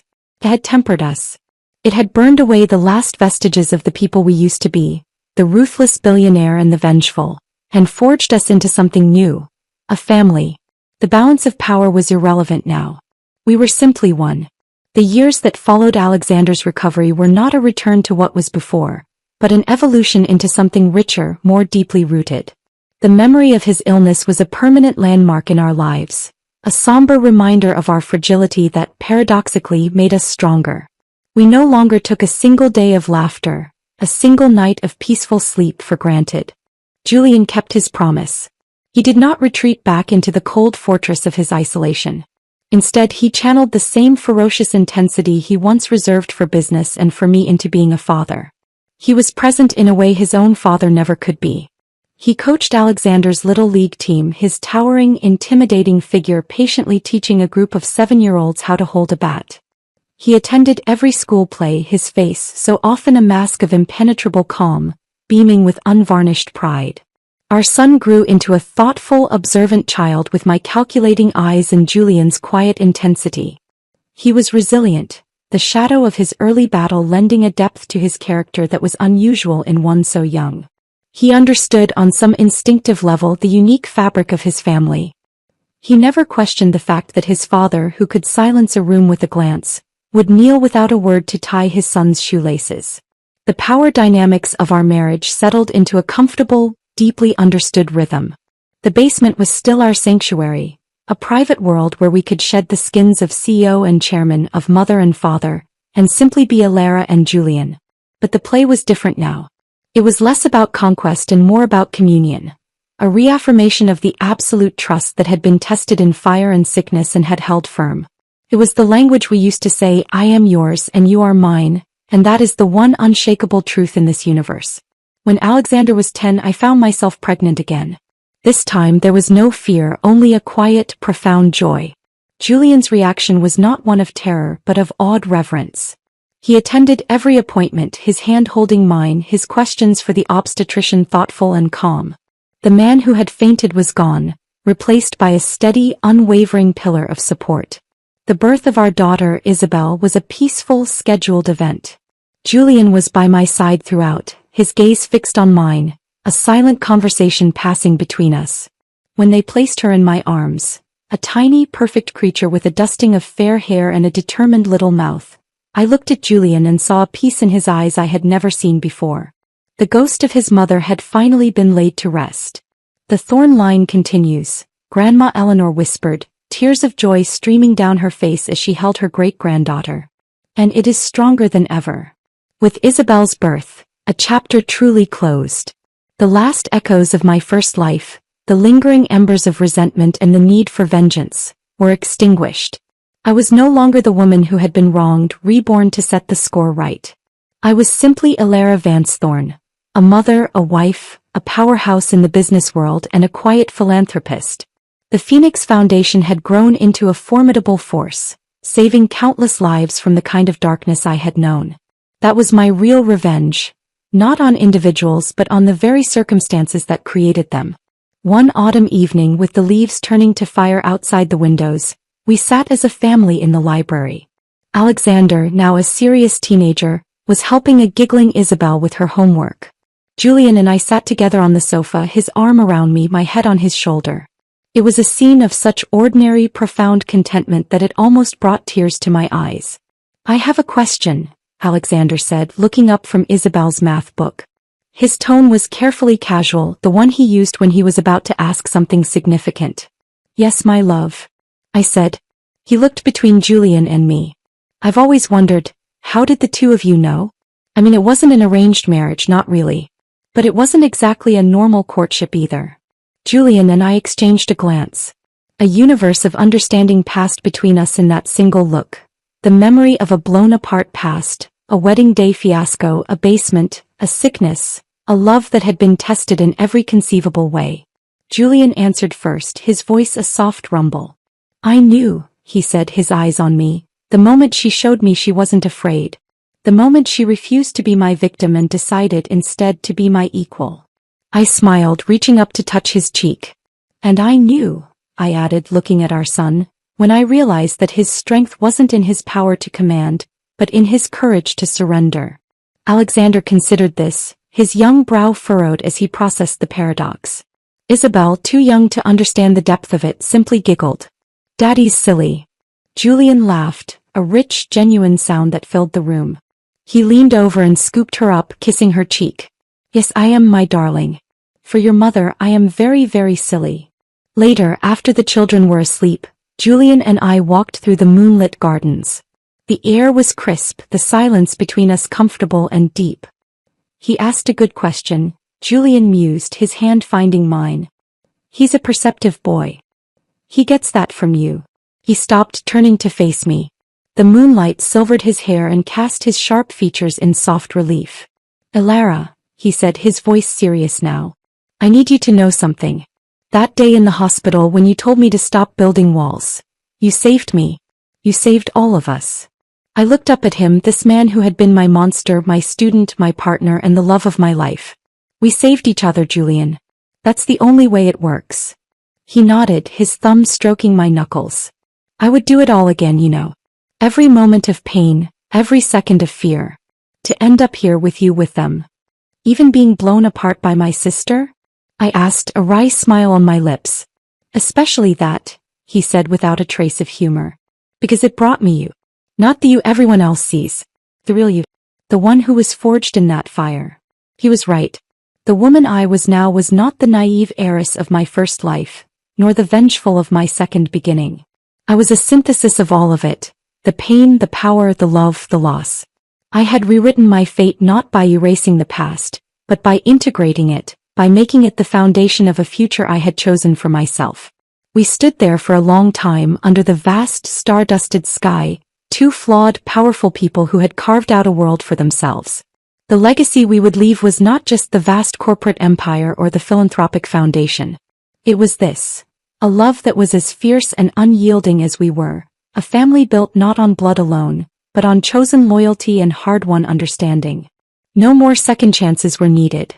This life, with all its chaos and its perfect, quiet moments, was not just enough.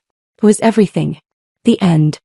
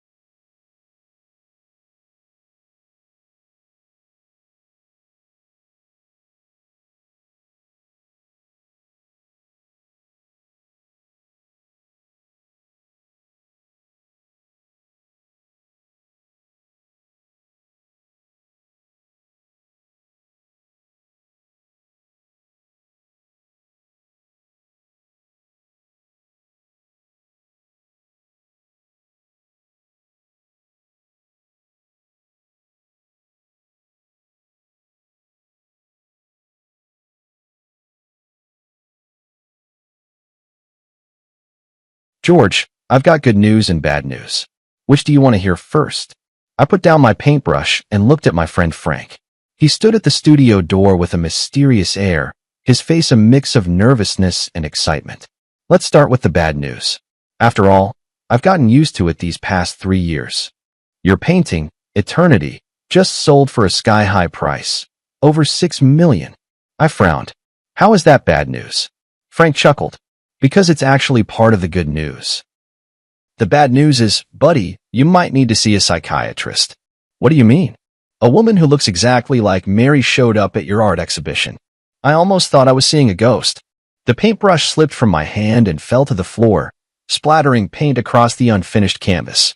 Mary, my late wife, died 3 years ago after accidentally falling off a cliff. I watched with my own eyes as her body was pulled from the water. In that moment, my world completely collapsed. Stop joking around, Frank. Why would I lie to you? She even left this. Frank handed me a note, with an address and a time written on it. My hand trembled slightly. The handwriting was exactly the same as Mary's. That night, I waited until midnight at the designated cafe. Just as I was about to leave, a familiar figure appeared at the door. Mary? No, it couldn't be her. But every gesture of that woman, from the tips of her hair to her fingertips, was a shadow of Mary. George, it's been a long time. She sat across from me, and the familiar voice nearly made my heart stop. Who are you? I struggled to remain calm. I'm Mary, your wife. She smiled and reached out her hand. There was a scar on her palm, the mark Mary got when she accidentally cut herself on glass at 15. Impossible. Mary is already dead. She laughed softly. That was just an accident. I fell off the cliff and was saved by a reclusive old doctor. I lost my memory from the injuries and only recently remembered everything. As she spoke, tears began to fall with an expression I knew all too well, the look Mary wore whenever she felt wronged. I know it's hard to believe, but I really am Mary. I couldn't believe my eyes. The shade of lipstick Mary loved most, the faint little mole beneath her left ear, the unconscious habit of rubbing her ring while speaking. Everything was so familiar. Are you really Mary? She nodded and took a small box out of her bag. This is the proof. Inside the box was the first piece of jewelry Mary ever designed. A sapphire ring, the only one of its kind, never mass-produced. I brought it with me that day because I wanted to surprise you. I suddenly stood up and pulled her into my arms. 3 years of longing surged over me like a tide. I held her tightly, afraid that if I let go, she would disappear again. On the way home, she told me about her experiences over the past 3 years. She was rescued by an old doctor in the mountains, lost her memory due to a severe head injury, and lived in a remote mountain village for more than 2 years. It wasn't until she happened to see a poster for my art exhibition that her memory gradually returned. The next day, I took her to see Frank. Oh my God, it really is you, Mary. Frank stared in astonishment, eyes wide. Frank, it's been a long time. She greeted him with a smile, exactly as I remembered. Frank pulled me aside and whispered, Man, this is unbelievable, but I really believe it's her. Who else but Mary could call me by my childhood nickname so accurately? That was something only the two of you knew. A week later, Mary officially returned. We held a small welcome party for her. Her mother was so overwhelmed that she fainted, and when she woke up, she clung to her daughter and refused to let go. But that night, I noticed the first sign that something was off. Mary never ate mangoes because she was severely allergic. Yet the returned Mary absent-mindedly tasted a mango dessert and was perfectly fine. Aren't you allergic to mangoes? I asked. She paused for a moment, then quickly laughed and said, Oh, that old Chinese doctor cured my allergy. He's really amazing. I nodded, but in my heart, I marked the first question mark. Is this really my wife? A month passed quickly, and Mary blended perfectly into our lives. She knew the location of every item in the house, remembered our shared memories, and could even accurately name friends we hadn't contacted in years. But those subtle feelings of discord kept growing. For example, the real Mary liked to listen to classical music, especially Debussy, while designing jewelry. But she would always unconsciously hum along to pop songs. Mary always habitually used her left hand to hold chopsticks, even though she knew it was wrong. She just couldn't change. But she was a standard right-handed user. The most obvious difference appeared that night when I accidentally caught her smoking in the bedroom. The real Mary hated the smell of smoke. Even when I came home from social events with a faint scent of cigarettes, she would frown. When did you start smoking? I stood at the doorway, my voice soft. She was clearly startled, hastily snuffing out the cigarette. This is a herbal cigarette for treating insomnia, prescribed by an old Chinese doctor. I nodded, not pressing further, but the doubts in my heart only grew deeper. The next day, I went to find Frank. Help me check if, in the past 3 years, plastic surgery technology has advanced enough to achieve this level. Frank's eyes widened. You mean, she's not Mary? I'm not sure, but there are always some things that don't add up. 2 days later, Frank brought news. High-end plastic surgery can make faces look similar, but it can't replicate the exact placement of scars or moles. And there's a limit to how well someone can imitate a voice. What if it was a twin? Frank shook his head. Mary is an only child. We all know that. I decided not to show my feelings for now and to keep observing. A week later, Mary's mother came to my house with astonishing news. George, Mary is going to have a baby, my mother-in-law told me excitedly. I stood there stunned. Before we got married, Mary had been diagnosed with uterine hypoplasia. The doctor had made it clear she could never get pregnant. This was our shared secret. Not even my mother-in-law knew. How do you know that? I managed to ask. Mary told me this morning. She said she already had a checkup. It's been 2 months. My mother-in-law happily grabbed my hand. It's a blessing from above. Mary survived death, and now she can bring us new life. My heart sank to the bottom. This absolutely could not be Mary. That night, I dug out the hospital's diagnosis certificate in my study, which clearly stated the condition of Mary's uterus. But when I wanted to talk to Mary about it, I found her in the bedroom, excitedly discussing the decoration of the nursery with my mother-in-law. Mary, could you come here for a moment? I called her calmly. She followed me into the study, still wearing a blissful smile on her face. Did you forget about this? I handed her the diagnosis certificate. She took it and glanced at it, her face instantly turning pale. George, I can explain. Explain what? Explain that you're not Mary at all. Mother-in-law heard the commotion and walked in. What's going on with you two? Mom, take a look at this. I handed her the proof. My mother-in-law read it, then looked at Mary in astonishment. What's going on? Mary, you can't have children. Of course she can, I sneered, because she's not Mary at all. My mother-in-law's face changed dramatically. What nonsense are you talking about? I can explain. She hurriedly grabbed my mother-in-law's hand. That old Chinese doctor not only saved my life, but also cured my uterine problem. It's a miracle, truly. My mother-in-law looked at me, then at her, hesitating. George, you're being too paranoid. My mother-in-law finally took her daughter's side. Mary has come back with great difficulty. You should cherish her, not doubt her. Yes, George, I know this is hard to accept, but miracles do happen. Tears welled up in her eyes. Haven't we always wanted a child? Now we can finally have our own baby. I looked at her face, identical to Mary's. Yet I became more certain in my heart. This woman was not my wife. All right, I believe you. I smiled, deciding to go along with their story for now. Let's wait together for this miracle to happen.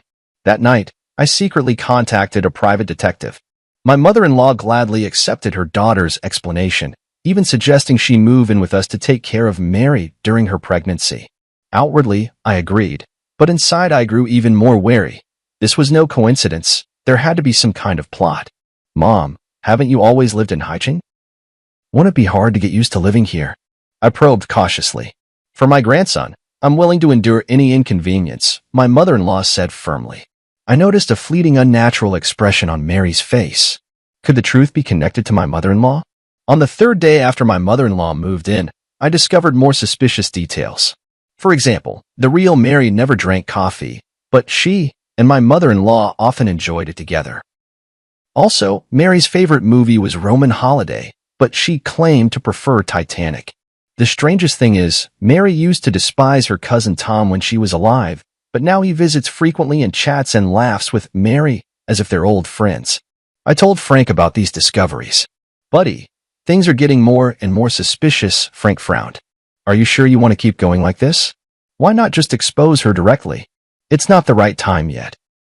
I want to find out what they're really after.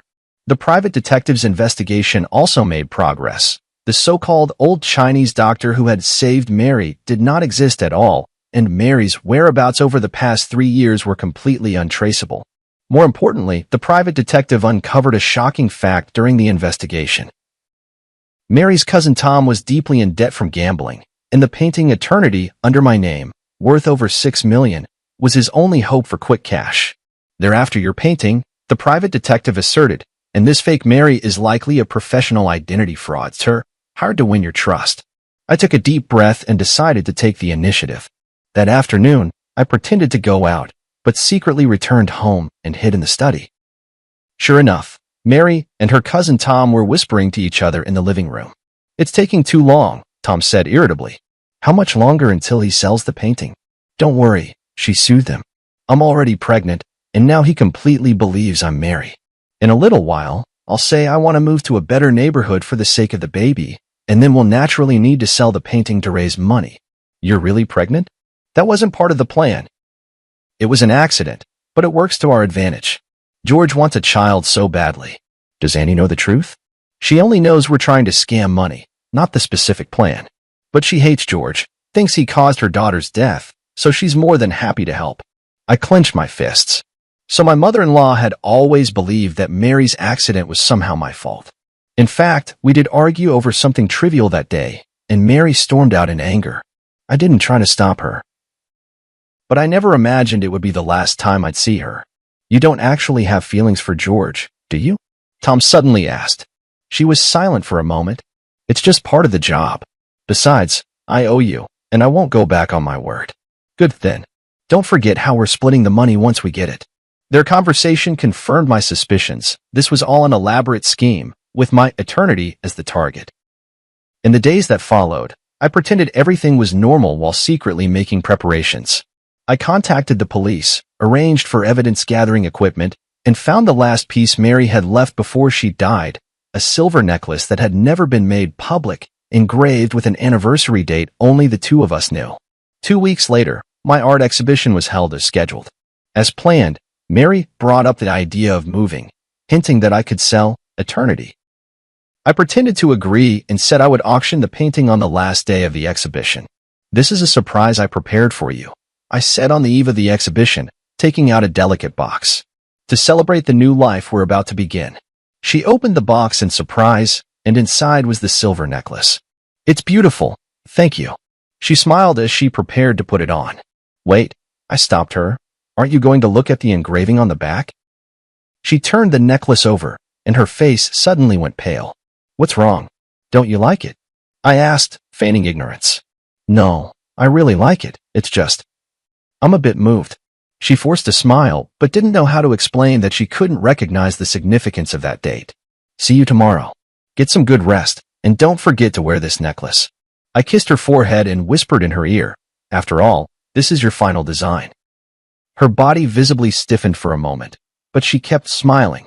"Of course, I cherish it very much. Tomorrow, the truth will come to light." On the day of the exhibition, the place was packed with people. My painting, Eternity, was displayed in the most prominent spot, right next to the last batch of jewelry designs Mary had created before her death. Mary held my arm, flawlessly playing the role of my wife as always. She had even gone out of her way to wear Mary's favorite white dress and the silver necklace I had given her last night. My mother-in-law and Tom were there too. The three of them exchanged glances from time to time, clearly waiting for the perfect moment. Frank appeared as planned, pretending to be extremely interested in Eternity and asking me about the auction details. "The auction will begin promptly at 4 in the afternoon," I replied with a smile. "This painting means a great deal to me, and I hope it finds someone who truly appreciates it." Mary immediately chimed in. "Yes, although it's hard to part with it, this is a necessary decision for our future." I noticed she glanced at Tom, who gave a barely perceptible nod. At 3:30 in the afternoon, the projector in the center of the exhibition hall lit up. This was the special segment I had arranged. "Ladies and gentlemen, I stood in front of Eternity. Before the auction begins, I'd like to share a little story about this painting." Mary's photo appeared on the projection screen, a group picture from her last birthday party before she passed away. 3 years ago, my wife Mary died in an accident. I created this painting, Eternity, in her memory. The woman in the painting has her back to the viewer, forever gazing into the distance, symbolizing a longing I can never reach. A soft sigh rippled through the crowd. Mary stood beside me, matching my words with a sorrowful expression. However, a month ago, a miracle happened. I turned to look at Mary. My wife came back. The whole room erupted in astonishment, and many people curiously sized up, Mary. This is my wife, Mary. I took her hand and stepped forward. Back from the dead, it's truly the greatest blessing heaven could have given me. She smiled and nodded to everyone, while my mother-in-law and Tom stood by with smug expressions. However, my tone suddenly shifted. Amidst my joy, a question arose. Is she really Mary? The entire room fell silent. Mary's hand trembled slightly in my palm. So, I did some investigating. The projector switched to a set of comparison photos. On the left was the real Mary. On the right was a photo of her. They look exactly the same, don't they? But I clicked the remote, and the photo was enlarged, the details highlighted. The position of the piercing on the left ear was slightly different, the arch of the eyebrows subtly varied, and the fine lines at the corners of the eyes ran in different directions. These are details that even professional plastic surgery cannot fully replicate. Mary tried to pull her hand away, but I held on tightly. My mother-in-law and Tom also began to grow anxious, glancing toward the exit. More importantly, the real Mary has a feature that cannot be copied. I turned to Mary. The necklace I gave you last night has a date engraved on the back. Can you tell everyone what that date is? She opened her mouth, but no words came out. That was the due date of our first child, the one we lost. I spoke softly, my voice trembling with emotion. Mary designed this necklace to commemorate the baby we never got to meet. The date was our secret, only Mary and I knew. The room fell utterly silent. Mary turned deathly pale, my mother-in-law's eyes widened, and Tom had already started edging toward the door. What surprised me even more, I continued, was that the real Mary could never get pregnant due to an underdeveloped uterus. Yet this, Mary claims she's already 2 months along. I let go of her hand and took a step back. So, who are you really? A flicker of despair flashed in Mary's eyes, but she quickly regained her composure. I am Mary, it's just that old Chinese doctor. The non-existent old Chinese doctor, right? I sneered. Just like the non-existent amnesia, the non-existent miraculous recovery. I turned toward the projection screen. Let's see the truth.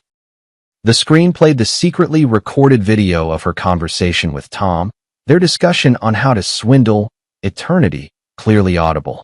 This isn't. She tried to explain, but my mother-in-law had already rushed forward. Who are you really? My mother-in-law screamed. You're not my daughter? Auntie, stop pretending, I said calmly.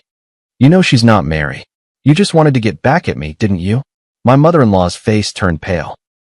I didn't know she was going to impersonate Mary. Tom just said he needed help to scam some money. Police. Don't move. Several plainclothes officers emerged from the crowd, blocking Tom as he tried to escape. Amid the chaos, Mary took the opportunity to shove me aside and run toward the exit. I chased after her and caught up in the parking lot. Tell me, who are you really? She finally stopped, turned to face me, tears welling in her eyes. My name is Luna. I'm an actress. Tom found me and said if I helped trick you out of a painting, he'd give me $1 million. I needed the money for my sister's medical treatment. Why did they choose me? Why Mary? She shook her head. I don't know. They gave me a lot of information, photos, videos, even your chat logs. I was just following the script. The police arrived and took her away. I stood where I was, gazing at the distant sky, my heart a tumult of emotions. Back in the exhibition hall, the crowd had already dispersed, leaving only Frank and a few police officers. It's all been cleared up, Frank walked over. Tom owed money to loan sharks and was desperate. Your mother-in-law always resented you for not saving Mary, so she helped them plan the whole thing. I walked up to eternity, gently caressing the back of the woman in the painting. Mary, I can finally give you an answer. The police left with the evidence. Frank patted me on the shoulder. What do you plan to do next? I took a deep breath. Prepare for the final painting. What will it be called? The Pursuit, I said softly. This time, I'll paint her face, not just her back. After the case was solved, my life seemed to return to where it was 3 years ago. Eternity was temporarily held by the court as crucial evidence. Tom and Luna were arrested for fraud, and my mother-in-law was investigated as an accomplice. The prosecution wants you to testify in court, the officer called to inform me. The trial is scheduled for early next month. I agreed, though I was utterly exhausted inside. After exposing the deception, I thought I would feel the thrill of revenge, but what I felt instead was a profound emptiness. Those days spent with Mary that month had allowed me to feel a trace of warmth in life again, even if that warmth was born of lies. Frank often came to see me, worried I might fall into despair once more. I told him not to worry, that I was working on a new piece, The Pursuit. Are you really going to paint Mary's face from the front? Frank asked curiously. For the past 3 years, you've always refused to do that. It's time, I replied. We can't live in the past forever. I moved out of the apartment I had shared with Mary and returned to the old house in the suburbs, the place where the real Mary and I had first made our home. The dust-laden memories in the house brought me both pain and comfort. Mary's studio remained just as she had left it, design sketches scattered across the table, unfinished jewelry drafts pinned to the drawing board. One afternoon, while sorting through Mary's belongings, I discovered an encrypted external hard drive. After several attempts, I finally unlocked it using our wedding anniversary as the password. Inside were backups of Mary's design works, along with some personal photos and videos. One folder in particular caught my attention. Inside a folder named Plan was a series of jewelry design sketches, labeled George's Birthday Special Project. It was then I remembered that, in the months before Mary passed away, she often spoke mysteriously about giving me an unparalleled birthday surprise. Leafing through these design drafts, I couldn't help but be moved to tears. Mary had planned to design a jewelry collection inspired by my paintings over the years, with each piece corresponding to a representative work from my artistic career. The last page was a sketch of a ring, with a dark red stone set in the center, its edges adorned with tiny diamonds, closely resembling the sunrise in my early work, Dawn. This is blood amber? I examined the notes carefully, confirming the name of this rare gemstone. Mary's designs had always been bold, but blood amber is extremely rare in the Chinese market, almost impossible to acquire. How did she obtain such a material? As I continued searching, I found a series of email correspondence screenshots. Mary had actually contacted a gemstone dealer in Myanmar, commissioning the blood amber specifically for this ring. The last email showed that the gem had already been shipped, but the date was exactly 1 week before Mary's death. I immediately called Frank. Help me check if there was a package sent from Myanmar 3 years ago, addressed to Mary. 2 days later, Frank brought news. The package did exist, but since no one signed for it, it was returned. However, according to the shipping records, it was resent a month ago, this time addressed to you. What? I was completely confused. I haven't received any package. Check your old apartment? Frank suggested. Back at my old apartment, the manager told me there was indeed a package, but it had been signed for by Mary. She said it was a surprise for you, so she didn't notify you, the manager explained. This meant Luna had taken the blood amber. I rushed to the detention center and requested to see Luna. Separated by glass, she looked much more haggard than the last time we met, but still wore that face so similar to Mary's. What are you doing here? She asked coldly. A month ago, you signed for a package from Myanmar. There was a blood amber inside. I want to know where it is. She looked surprised. How did you know? Tom asked me to sign for it. He said it was some precious gem. He took it. My heart sank. Tom was deep in gambling debt. A precious blood amber would be a windfall for him. He had probably sold it long ago. That blood amber is very important to me, I said softly. It was the last gift my wife left me. Luna was silent for a moment, then suddenly said, maybe it's not that bad. Tom said the stone has flaws, its value is greatly reduced, and he hasn't found a suitable buyer yet.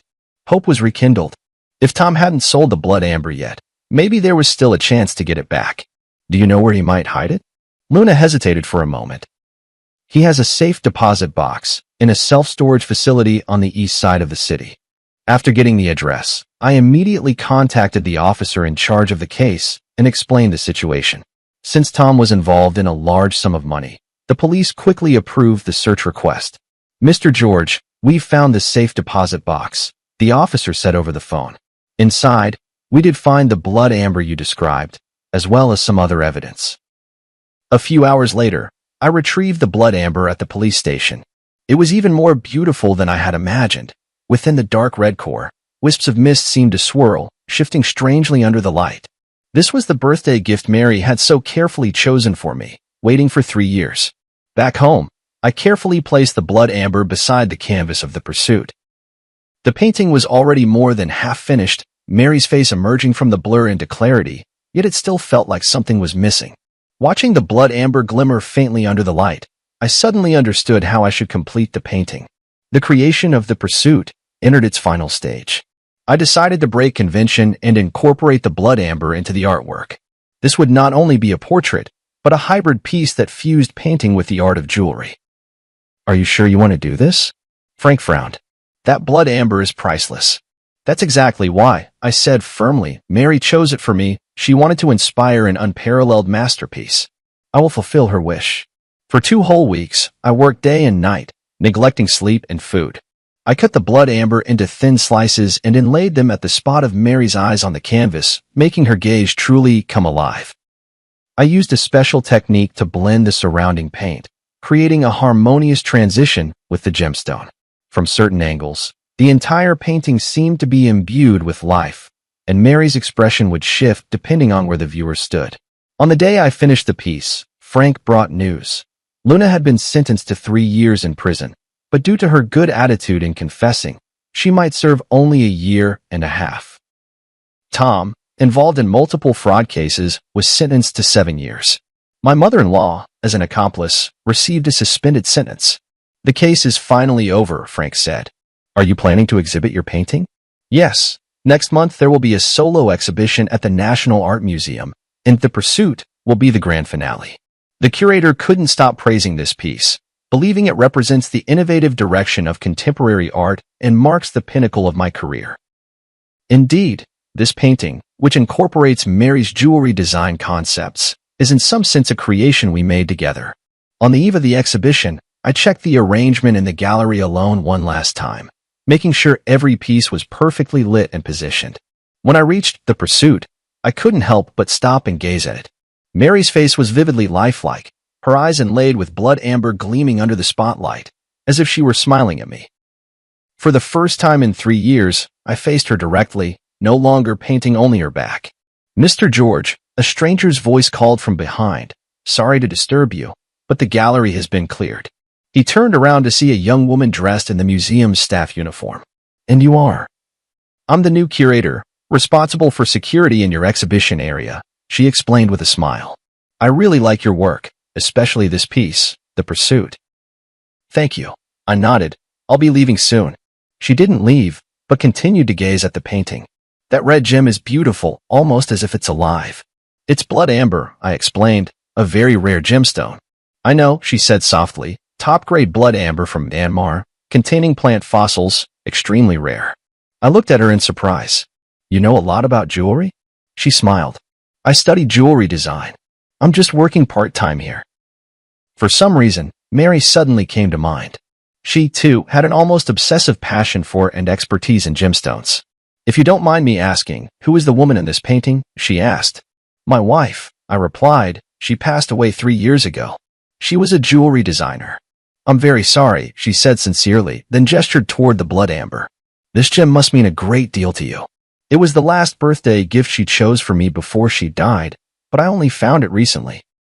She nodded thoughtfully. Setting it into her portrait is the best way to remember her. For some reason, talking with this unfamiliar woman brought me a strange sense of calm. Perhaps it was her love for jewelry that reminded me of Mary. Sorry, I have to continue my rounds. She glanced at her watch. See you tomorrow, Mr. George. See you tomorrow, I replied, watching her leave. On the way home, I felt an unusual peace. The completion of The Pursuit seemed to mark the end of my search for Mary as well. Not forgetting, but remembering her forever in another way. The next day, the exhibition's opening ceremony attracted numerous figures from the art world and the media. The Pursuit undoubtedly became the center of attention, with people marveling at this innovative form of artistic expression. Amid the crowd, I noticed that curator standing aside, watching as well. Sunlight streamed through the skylight of the gallery, falling upon her, and for a fleeting moment, I thought I saw Mary's shadow. No, I shook my head, warning myself not to be deceived by mere resemblance. There would never be another Mary in this world, just as there would never be another unique blood amber. After the exhibition, the pursuit was purchased by an anonymous collector for an astronomical price. I donated all the proceeds to a foundation supporting students in jewelry design, establishing a scholarship in Mary's name. Life slowly moved forward, and I began to accept new commissions and create new works. Occasionally, I would think of that curator with a unique insight into jewelry, wondering if she was still working at the art museum. Until one day, I received an email from HL. There were no words, only an image. A sketch of a ring design, the style strikingly similar to Mary's unfinished series. My heart raced as I replied immediately. Who is this? The response came quickly. Yesterday, you brushed past me by the cafe on the street corner, but you didn't recognize me. If you want to know more, wait for me at the museum entrance at noon tomorrow. Is it that librarian? How could she have a design so reminiscent of Mary's style? Filled with anxiety and anticipation, I decided to accept the invitation and find out for myself. The next day at noon, I arrived at the art museum half an hour early. The sun was shining, and small groups of visitors were coming and going from the exhibition hall. But there was no sign of the mysterious person. Just as I began to suspect this might be some kind of prank, a faint trace of perfume drifted by, a scent unfamiliar to me, yet it inexplicably reminded me of Mary. Mr. George, thank you for coming. The voice behind me made me turn around. It was the curator. Today, she wasn't wearing her uniform, but a simple white dress, completely different from Mary's style when she was alive. Did you send the email? I asked directly. She nodded. There are some things I want to tell you, but not here. Will you come with me? We walked through the small park beside the art museum and arrived at a secluded cafe. The whole time, I kept observing her. Her mannerisms, the way she walked, none of it resembled Mary. Yet her sensitivity to detail and her focused attention gave me a strange sense of familiarity. Who are you, really? The moment we sat down, I couldn't wait to ask. My name is Nicole. She looked me straight in the eye. I'm Mary's student. This answer caught me off guard. Mary had indeed taught jewelry design part-time at the Design Academy before she passed away, but she had never mentioned having any particularly close students. I took her advanced design class the year before she passed, Nicole explained. Her guidance benefited me for a lifetime. That still doesn't explain why your designs resemble her style so much, I said, half convinced. Nicole took a folder out of her bag. These are all notes from Ms. Nicole's class and her feedback on my work. You can look at the handwriting and confirm that it's really hers. I carefully examined the materials. It was indeed Mary's handwriting. There were even traces of the pale purple ink she habitually used. Before Ms. Nicole passed away, she was guiding me on my graduation project, Nicole continued. The theme was interwoven light and shadow, blending Eastern and Western aesthetic elements. She gave me a lot of valuable advice, and even showed me a sketch from a private project she was working on at the time. George's special birthday project? I blurted out. Nicole's eyes widened in surprise. You know about it? I only found out recently. I briefly explained the origin of the blood amber. I knew that blood amber would eventually find its way back to you, Nicole said with a smile. Nicole always said it was a destined gift. Is that why you contacted me? Because you saw the blood amber? Nicole was silent for a moment, as if choosing her words carefully. Not entirely. After Nicole passed away, I've been trying to carry on the design philosophy she taught me. Some time ago, I happened to see the news about your eternity being stolen, and then I saw someone impersonating Nicole. I thought I should tell you a few things. She took a letter out of her bag. This is the last letter Nicole gave me after class before she passed away. She said if her surprise plan went smoothly, I should show you this letter. If anything went wrong and she was gone, I should still make sure you see it. I took the envelope. It was indeed Mary's handwriting, and it read, "To my dearest husband." The envelope had already been opened. I didn't know what was in the letter at the time. I just kept it as Nicole instructed, Nicole explained. It wasn't until I saw the news that I opened it. I hope you won't blame me. I carefully took out the letter paper and unfolded it to read. Dear George, if you are reading this letter, perhaps my surprise plan has gone awry. Don't worry, it's just that the plan has changed, and the form of the gift may be different now. The blood amber I picked for you is said to be known as the Eye of Rebirth. Legend has it that looking at the world through it reveals truths that are often overlooked. I hope it can become a turning point in your artistic career, leading you to see new possibilities. All these years, your paintings have always depicted backs, as if you're afraid to face something head-on. I hope this gemstone will give you the courage to paint the front, to capture true emotions.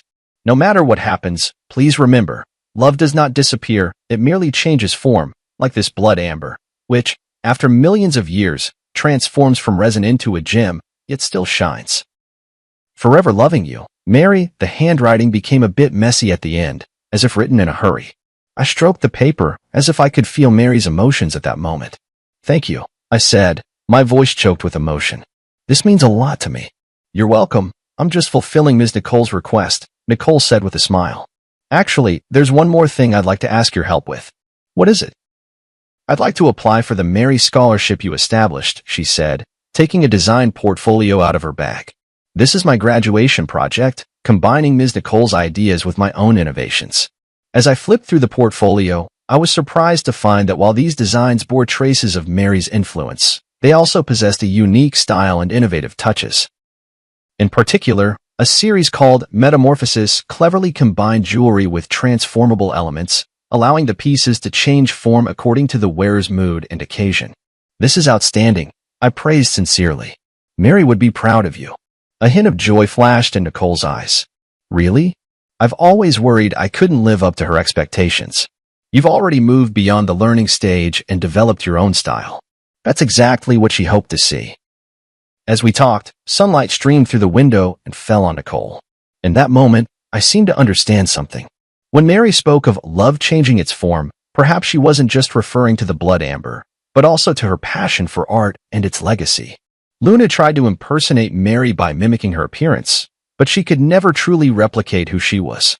Nicole, on the other hand, looked nothing like Mary, yet she inherited a part of her artistic vision and spirit. Perhaps this is the true gift Mary left me, not the blood amber, but a new possibility, a path out of the past. Nicole's graduation exhibition was held in a small gallery. Though the space was modest, it was exquisitely arranged. Her works were divided into 3 series, representing the past, the present, and the future, forming a complete narrative. This is a brilliant idea, I sincerely praised. From tradition to contemporary and then to the future, it showcases the evolution and possibilities of jewelry design. Nicole smiled and nodded. This was inspired by teacher Nicole. She always says that good design should look back at history, be grounded in the present, and look forward to the future. As I walked through the exhibition hall, I noticed a special display case in the corner, containing only one piece, a seemingly simple ring with a small red gemstone set in the center. This is. I leaned in to read the label, which said, in memory, dedicated to teacher Mary. Yes, I made it from a small piece of blood amber I bought with my own savings, Nicole explained. It can't compare to the quality of yours, but it's also from Myanmar. I examined the design of the ring closely. Clean, powerful lines, with fine silver threads encircling the blood amber, as if protecting the central gem, yet also seeming to radiate light outward. This is very similar to Mary's final design style, I said softly, but it also has your own unique touch. I wanted to create a piece that could both commemorate teacher Nicole and showcase my own style, Nicole explained. The blood amber represents her influence, while the outer design is the direction of my own development. The exhibition attracted quite a few industry insiders, including some well-known figures from the jewelry design world. After viewing the exhibition, an older female designer approached Nicole and offered her an internship opportunity. I stood by, genuinely happy for Nicole. In the evening, as the exhibition was drawing to a close, Frank arrived as well. Seeing me with Nicole, he gave me a knowing smile. New friend? He asked me quietly. Mary's student, I explained simply. Very talented. Frank nodded without asking further questions. After touring the exhibition, he gave high praise to Nicole's work. It blends traditional and modern elements, demonstrating both technical skill and artistic expression, quite rare. Nicole thanked him politely. This wouldn't have been possible without the guidance of teacher Nicole and teacher George. After the exhibition, the 3 of us went to a nearby restaurant for dinner. During the meal, Frank talked about recent trends in the art market, while Nicole shared her insights on contemporary jewelry design. The conversation was light and pleasant, and I realized it had been a long time since I had relaxed and chatted with others like this. After a few rounds of drinks, Frank received an urgent call and left early. Only Nicole and I remained in the restaurant, and the atmosphere suddenly became a bit quiet. Mr. George, Nicole hesitated for a moment before speaking. I've always had a question I wanted to ask you. What is it? After you finished the pursuit, what are you planning to create next? The question caught me off guard. To be honest, ever since the pursuit, I haven't had any new inspiration. That painting seemed to have drained all my emotions and creativity. I haven't decided yet, I answered honestly. It might take some time to find a new direction. Nicole nodded thoughtfully. Nicole once said that the hardest thing for an artist isn't creating a stunning masterpiece, but finding a way forward after reaching the peak. She really did say that, I recalled with a smile. Mary always saw further than I did. Maybe, Nicole said softly, you could try a new direction that combines your work with jewelry design? Like in The Pursuit, but taking it even further. I recalled what Mary mentioned in her letter about seeing new possibilities, and suddenly I was inspired. You mean, creating a series of works that combine painting and jewelry? Exactly. Nicole said excitedly, your paintings create emotion in two-dimensional space, while jewelry gives it tangible form in the three-dimensional world. The combination of the two would have an astonishing effect. The more we talked, the more engaged we became, even sketching a few concept designs on the restaurant's napkins. Nicole's ideas were fresh and bold, perfectly aligning with my artistic vision, yet bringing a new perspective. As we left the restaurant, Nicole suddenly said, I have to confess something. I looked at her in confusion. I reached out to you not only to deliver Nicole's letter, but also for a personal reason. I hope to learn from you, she said candidly. I want to become a designer like Nicole, someone who not only creates beautiful works but also perfectly blends art with emotion. Her sincerity moved me. You're already on that path, and you're doing very well. Then, may I consult you often? She asked a little nervously. Of course, I'd be delighted. On the way home, a series of new works already began to take shape in my mind. A cross-disciplinary art that fuses painting and jewelry, both as a tribute to Mary and as a new starting point in my artistic career. That night, I had a dream. In the dream, Mary stood in a halo of blood-red light, smiling at me and saying, See, I knew you would find a new direction. When I woke up, I got out of bed immediately and began sketching for the new series. I decided to name it Rebirth. Not only representing the ancient life forever preserved in blood amber, but also symbolizing the rebirth of my artistic career, as well as the inheritance and development of Mary's artistic vision. A week later, I submitted a new series proposal to the gallery and received an enthusiastic response.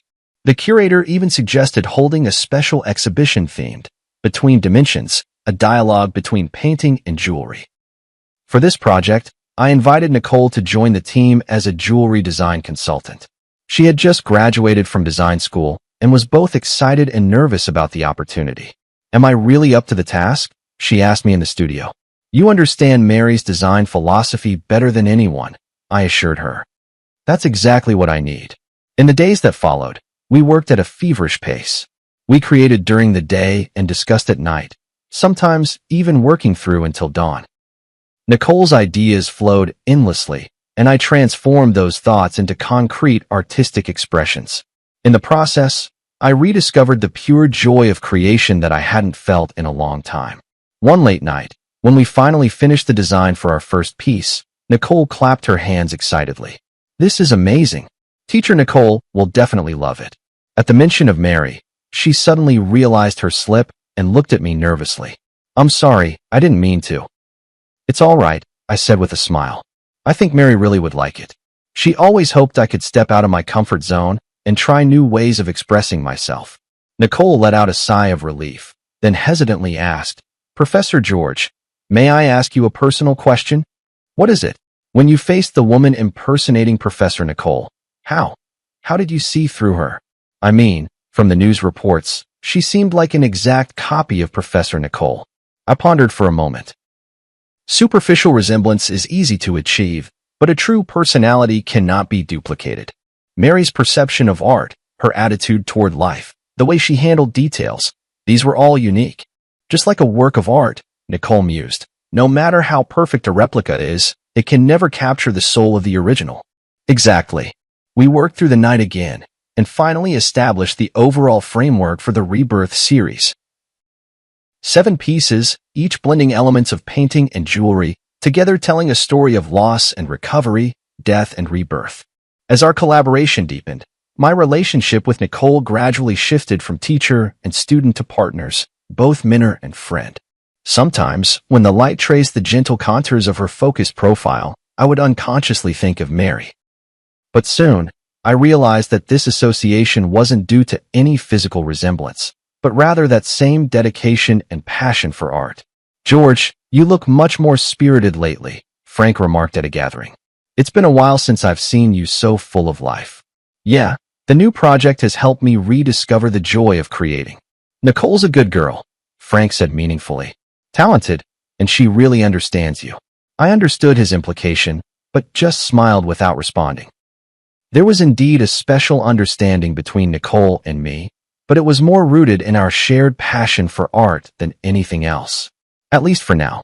The creation of the Rebirth series took 3 months, longer than expected, but the results were stunning.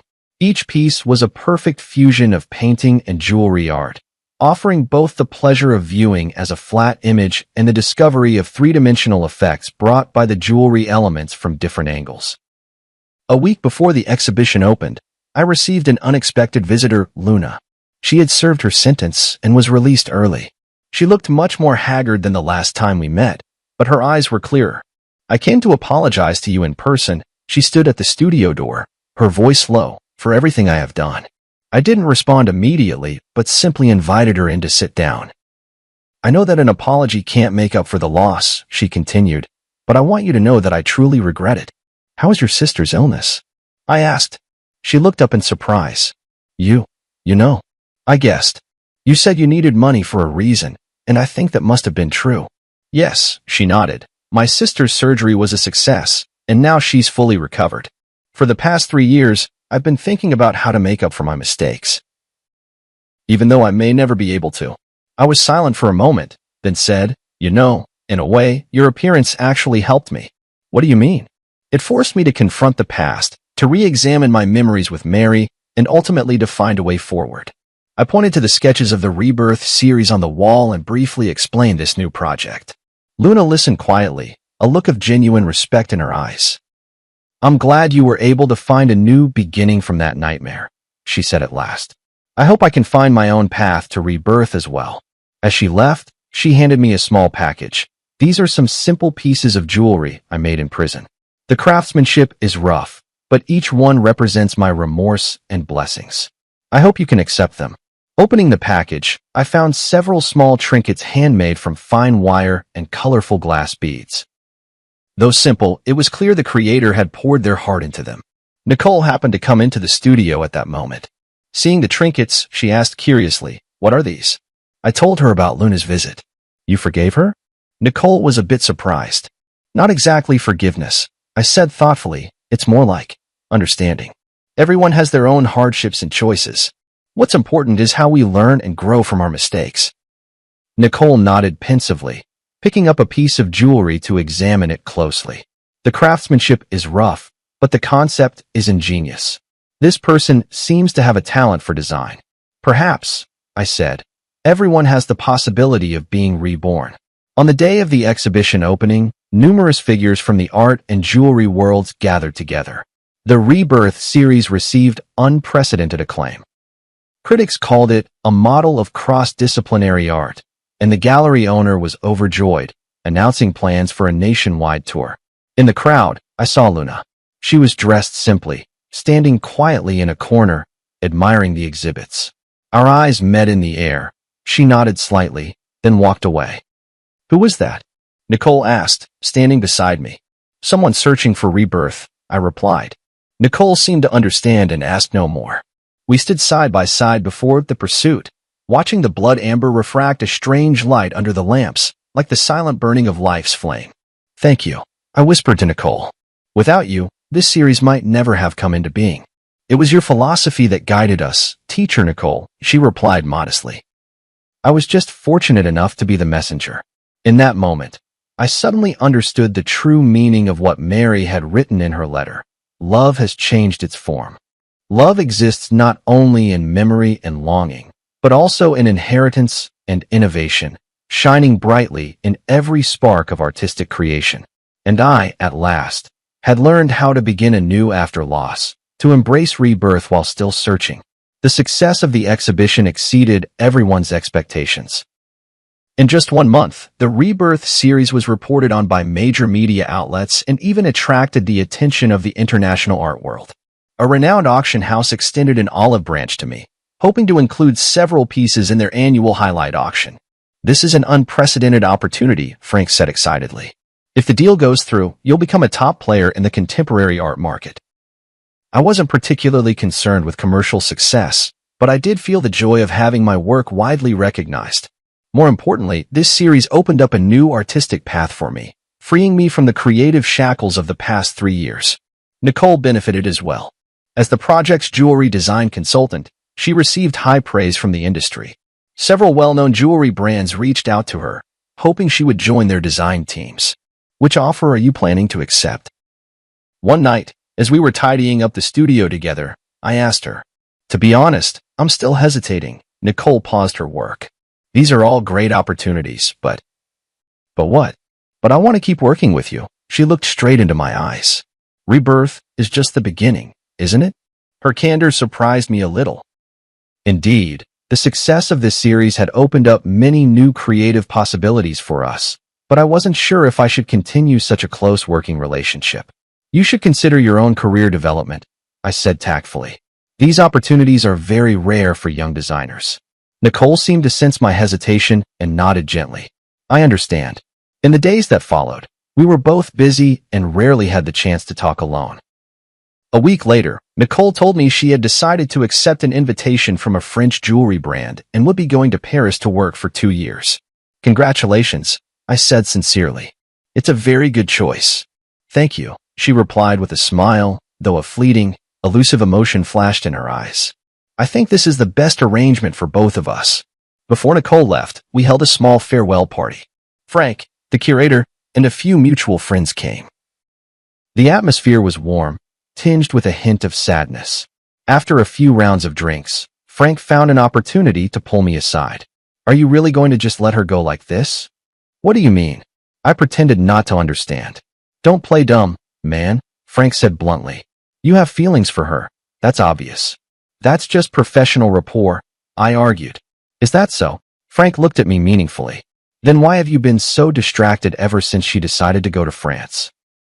I was at a loss for words. In fact, these past few days I had indeed felt an inexplicable sense of loss, but I kept telling myself it was only because I had lost an excellent partner. "I know what you're worried about." Frank lowered his voice. "You feel like you're letting Mary down, don't you?" I remained silent. He had touched upon the deepest concern in my heart. "Mary has been gone for 3 years now." Frank gently patted my shoulder. "She would want you to be happy." After the party ended, I walked Nicole home. The night was tranquil as water, and the city lights flowed around us. "Thank you for your help and guidance these past few months." Nicole stopped at the entrance of her apartment building. "This experience has meant so much to me." "I should be thanking you," I said sincerely. "Without you, the Rebirth series would never have been completed." We fell into silence, as if both searching for the right words to say goodbye. "My flight is the morning after tomorrow," Nicole finally said. "I still have some things to take care of tomorrow. So, this is probably the last time we'll see each other. 2 years will pass quickly." I tried to make my voice sound light. "Paris is a beautiful city. You'll like it there." She nodded, a complex emotion flickering in her eyes. "Professor George, there's something I've always wanted to tell you, but never found the right opportunity." "What is it?" "I chose to study jewelry design because I saw Nicole's works." She took a deep breath, or more precisely, because I saw the pieces Nicole designed for you. The way she perfectly fused love and art moved me deeply. "I didn't know that," I said in surprise. "I've always hoped that one day I could be like Nicole, creating art filled with emotion." Nicole continued, her words coming faster, as if afraid she might lose her courage. "But now I realize that what I want even more is to create for a specific person, just like Nicole created for you." I understood her implication, and my heart suddenly began to race. Nicole, please don't respond. She gently interrupted me. I just wanted you to know before I leave. No matter how you feel right now, remember that starting over is not a betrayal of the past, but a way of cherishing life. With that, she rose up on her tiptoes and softly kissed my cheek, then quickly turned and walked into the apartment building, leaving me standing alone in the night, my mind in turmoil. After returning home, I tossed and turned, unable to sleep, replaying Nicole's words and that gentle kiss over and over in my mind.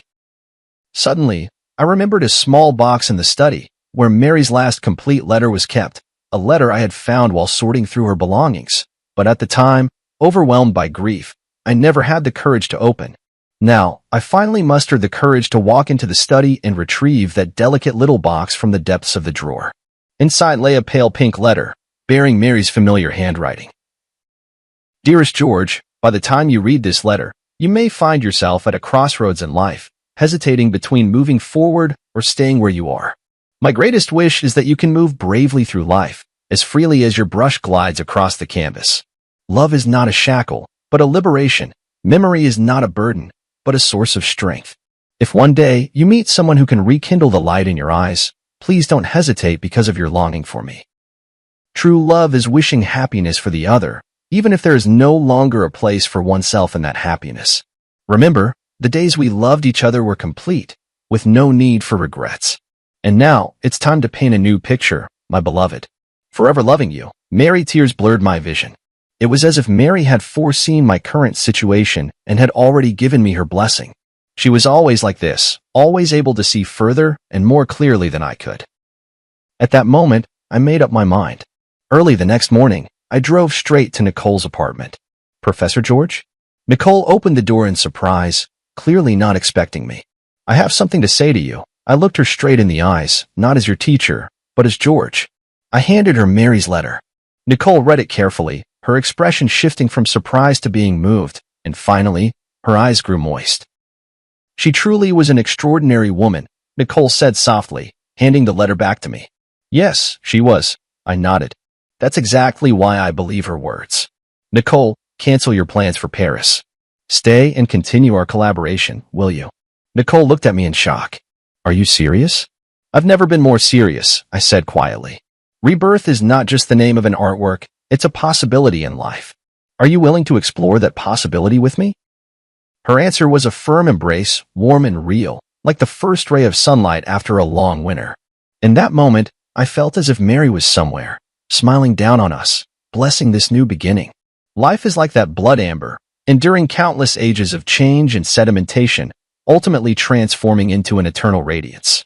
And I, at last, understood what true pursuit is, what true rebirth means. A year later, Nicole and I unveiled our second joint project, Interwoven, at the National Art Museum. This series was even bolder and more innovative than Rebirth, blending Eastern and Western aesthetics with various art forms. Critics hailed it as a significant breakthrough in contemporary art. At the opening ceremony, Nicole held my arm as we faced the media interviews and congratulations from the audience together. She wore a simple white dress, and around her neck was the Eye of Rebirth necklace we designed together. She completed the jewelry part based on my painting.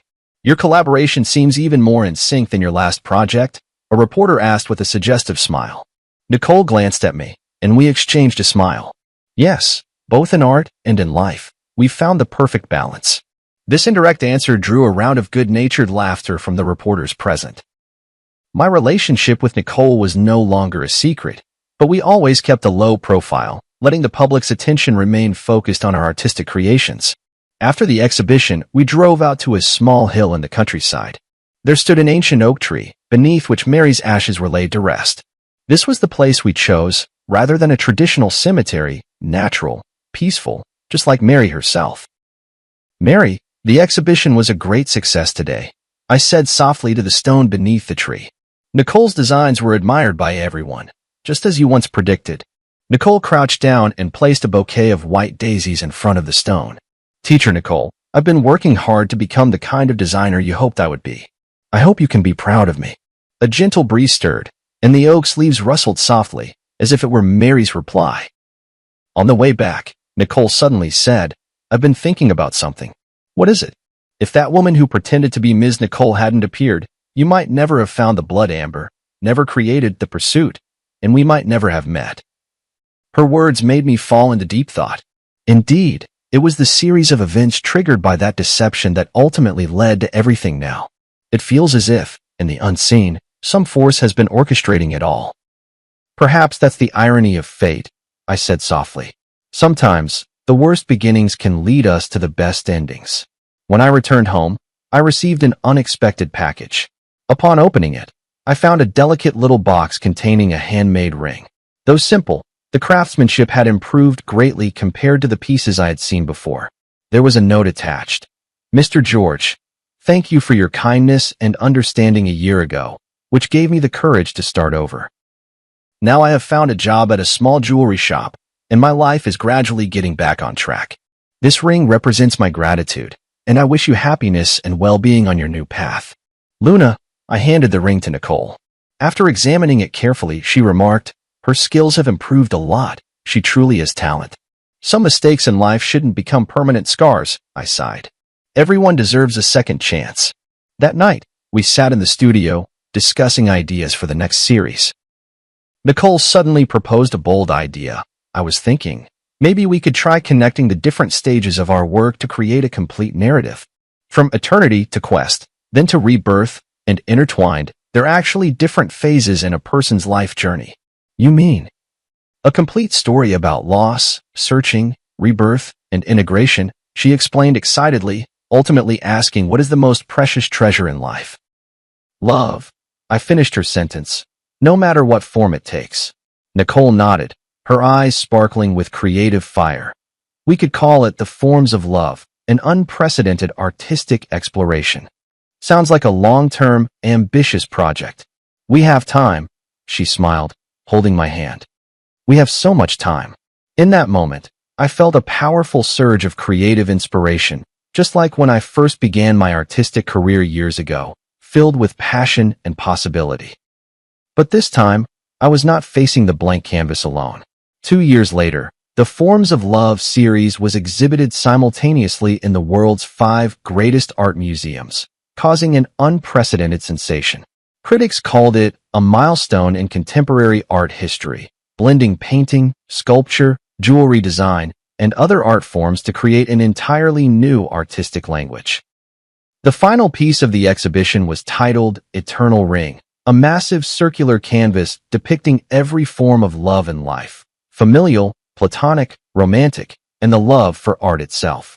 The edge of the canvas was inlaid with gemstones of various sizes, and under certain lighting, these gems would cast light onto specific parts of the canvas, revealing another hidden layer of patterns.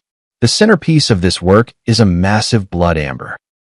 Through intricate optical design, the light it projects perfectly outlines 2 embracing figures. One is Mary, the other is Nicole, symbolizing the intersection of past and present, the fusion of memory and rebirth.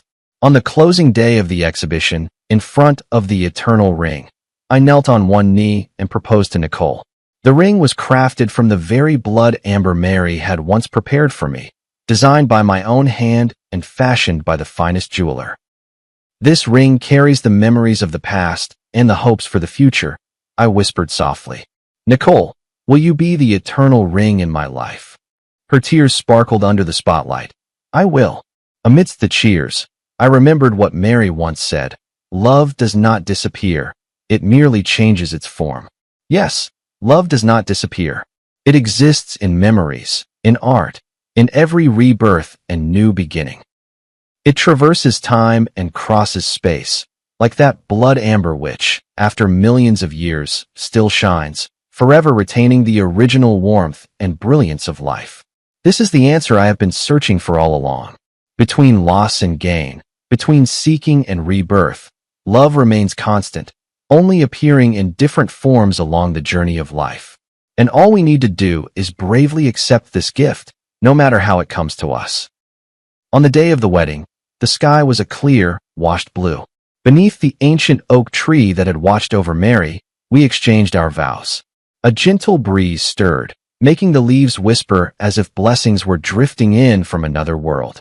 No matter when or where, Nicole said softly, We'll always remember that it was she who brought us together.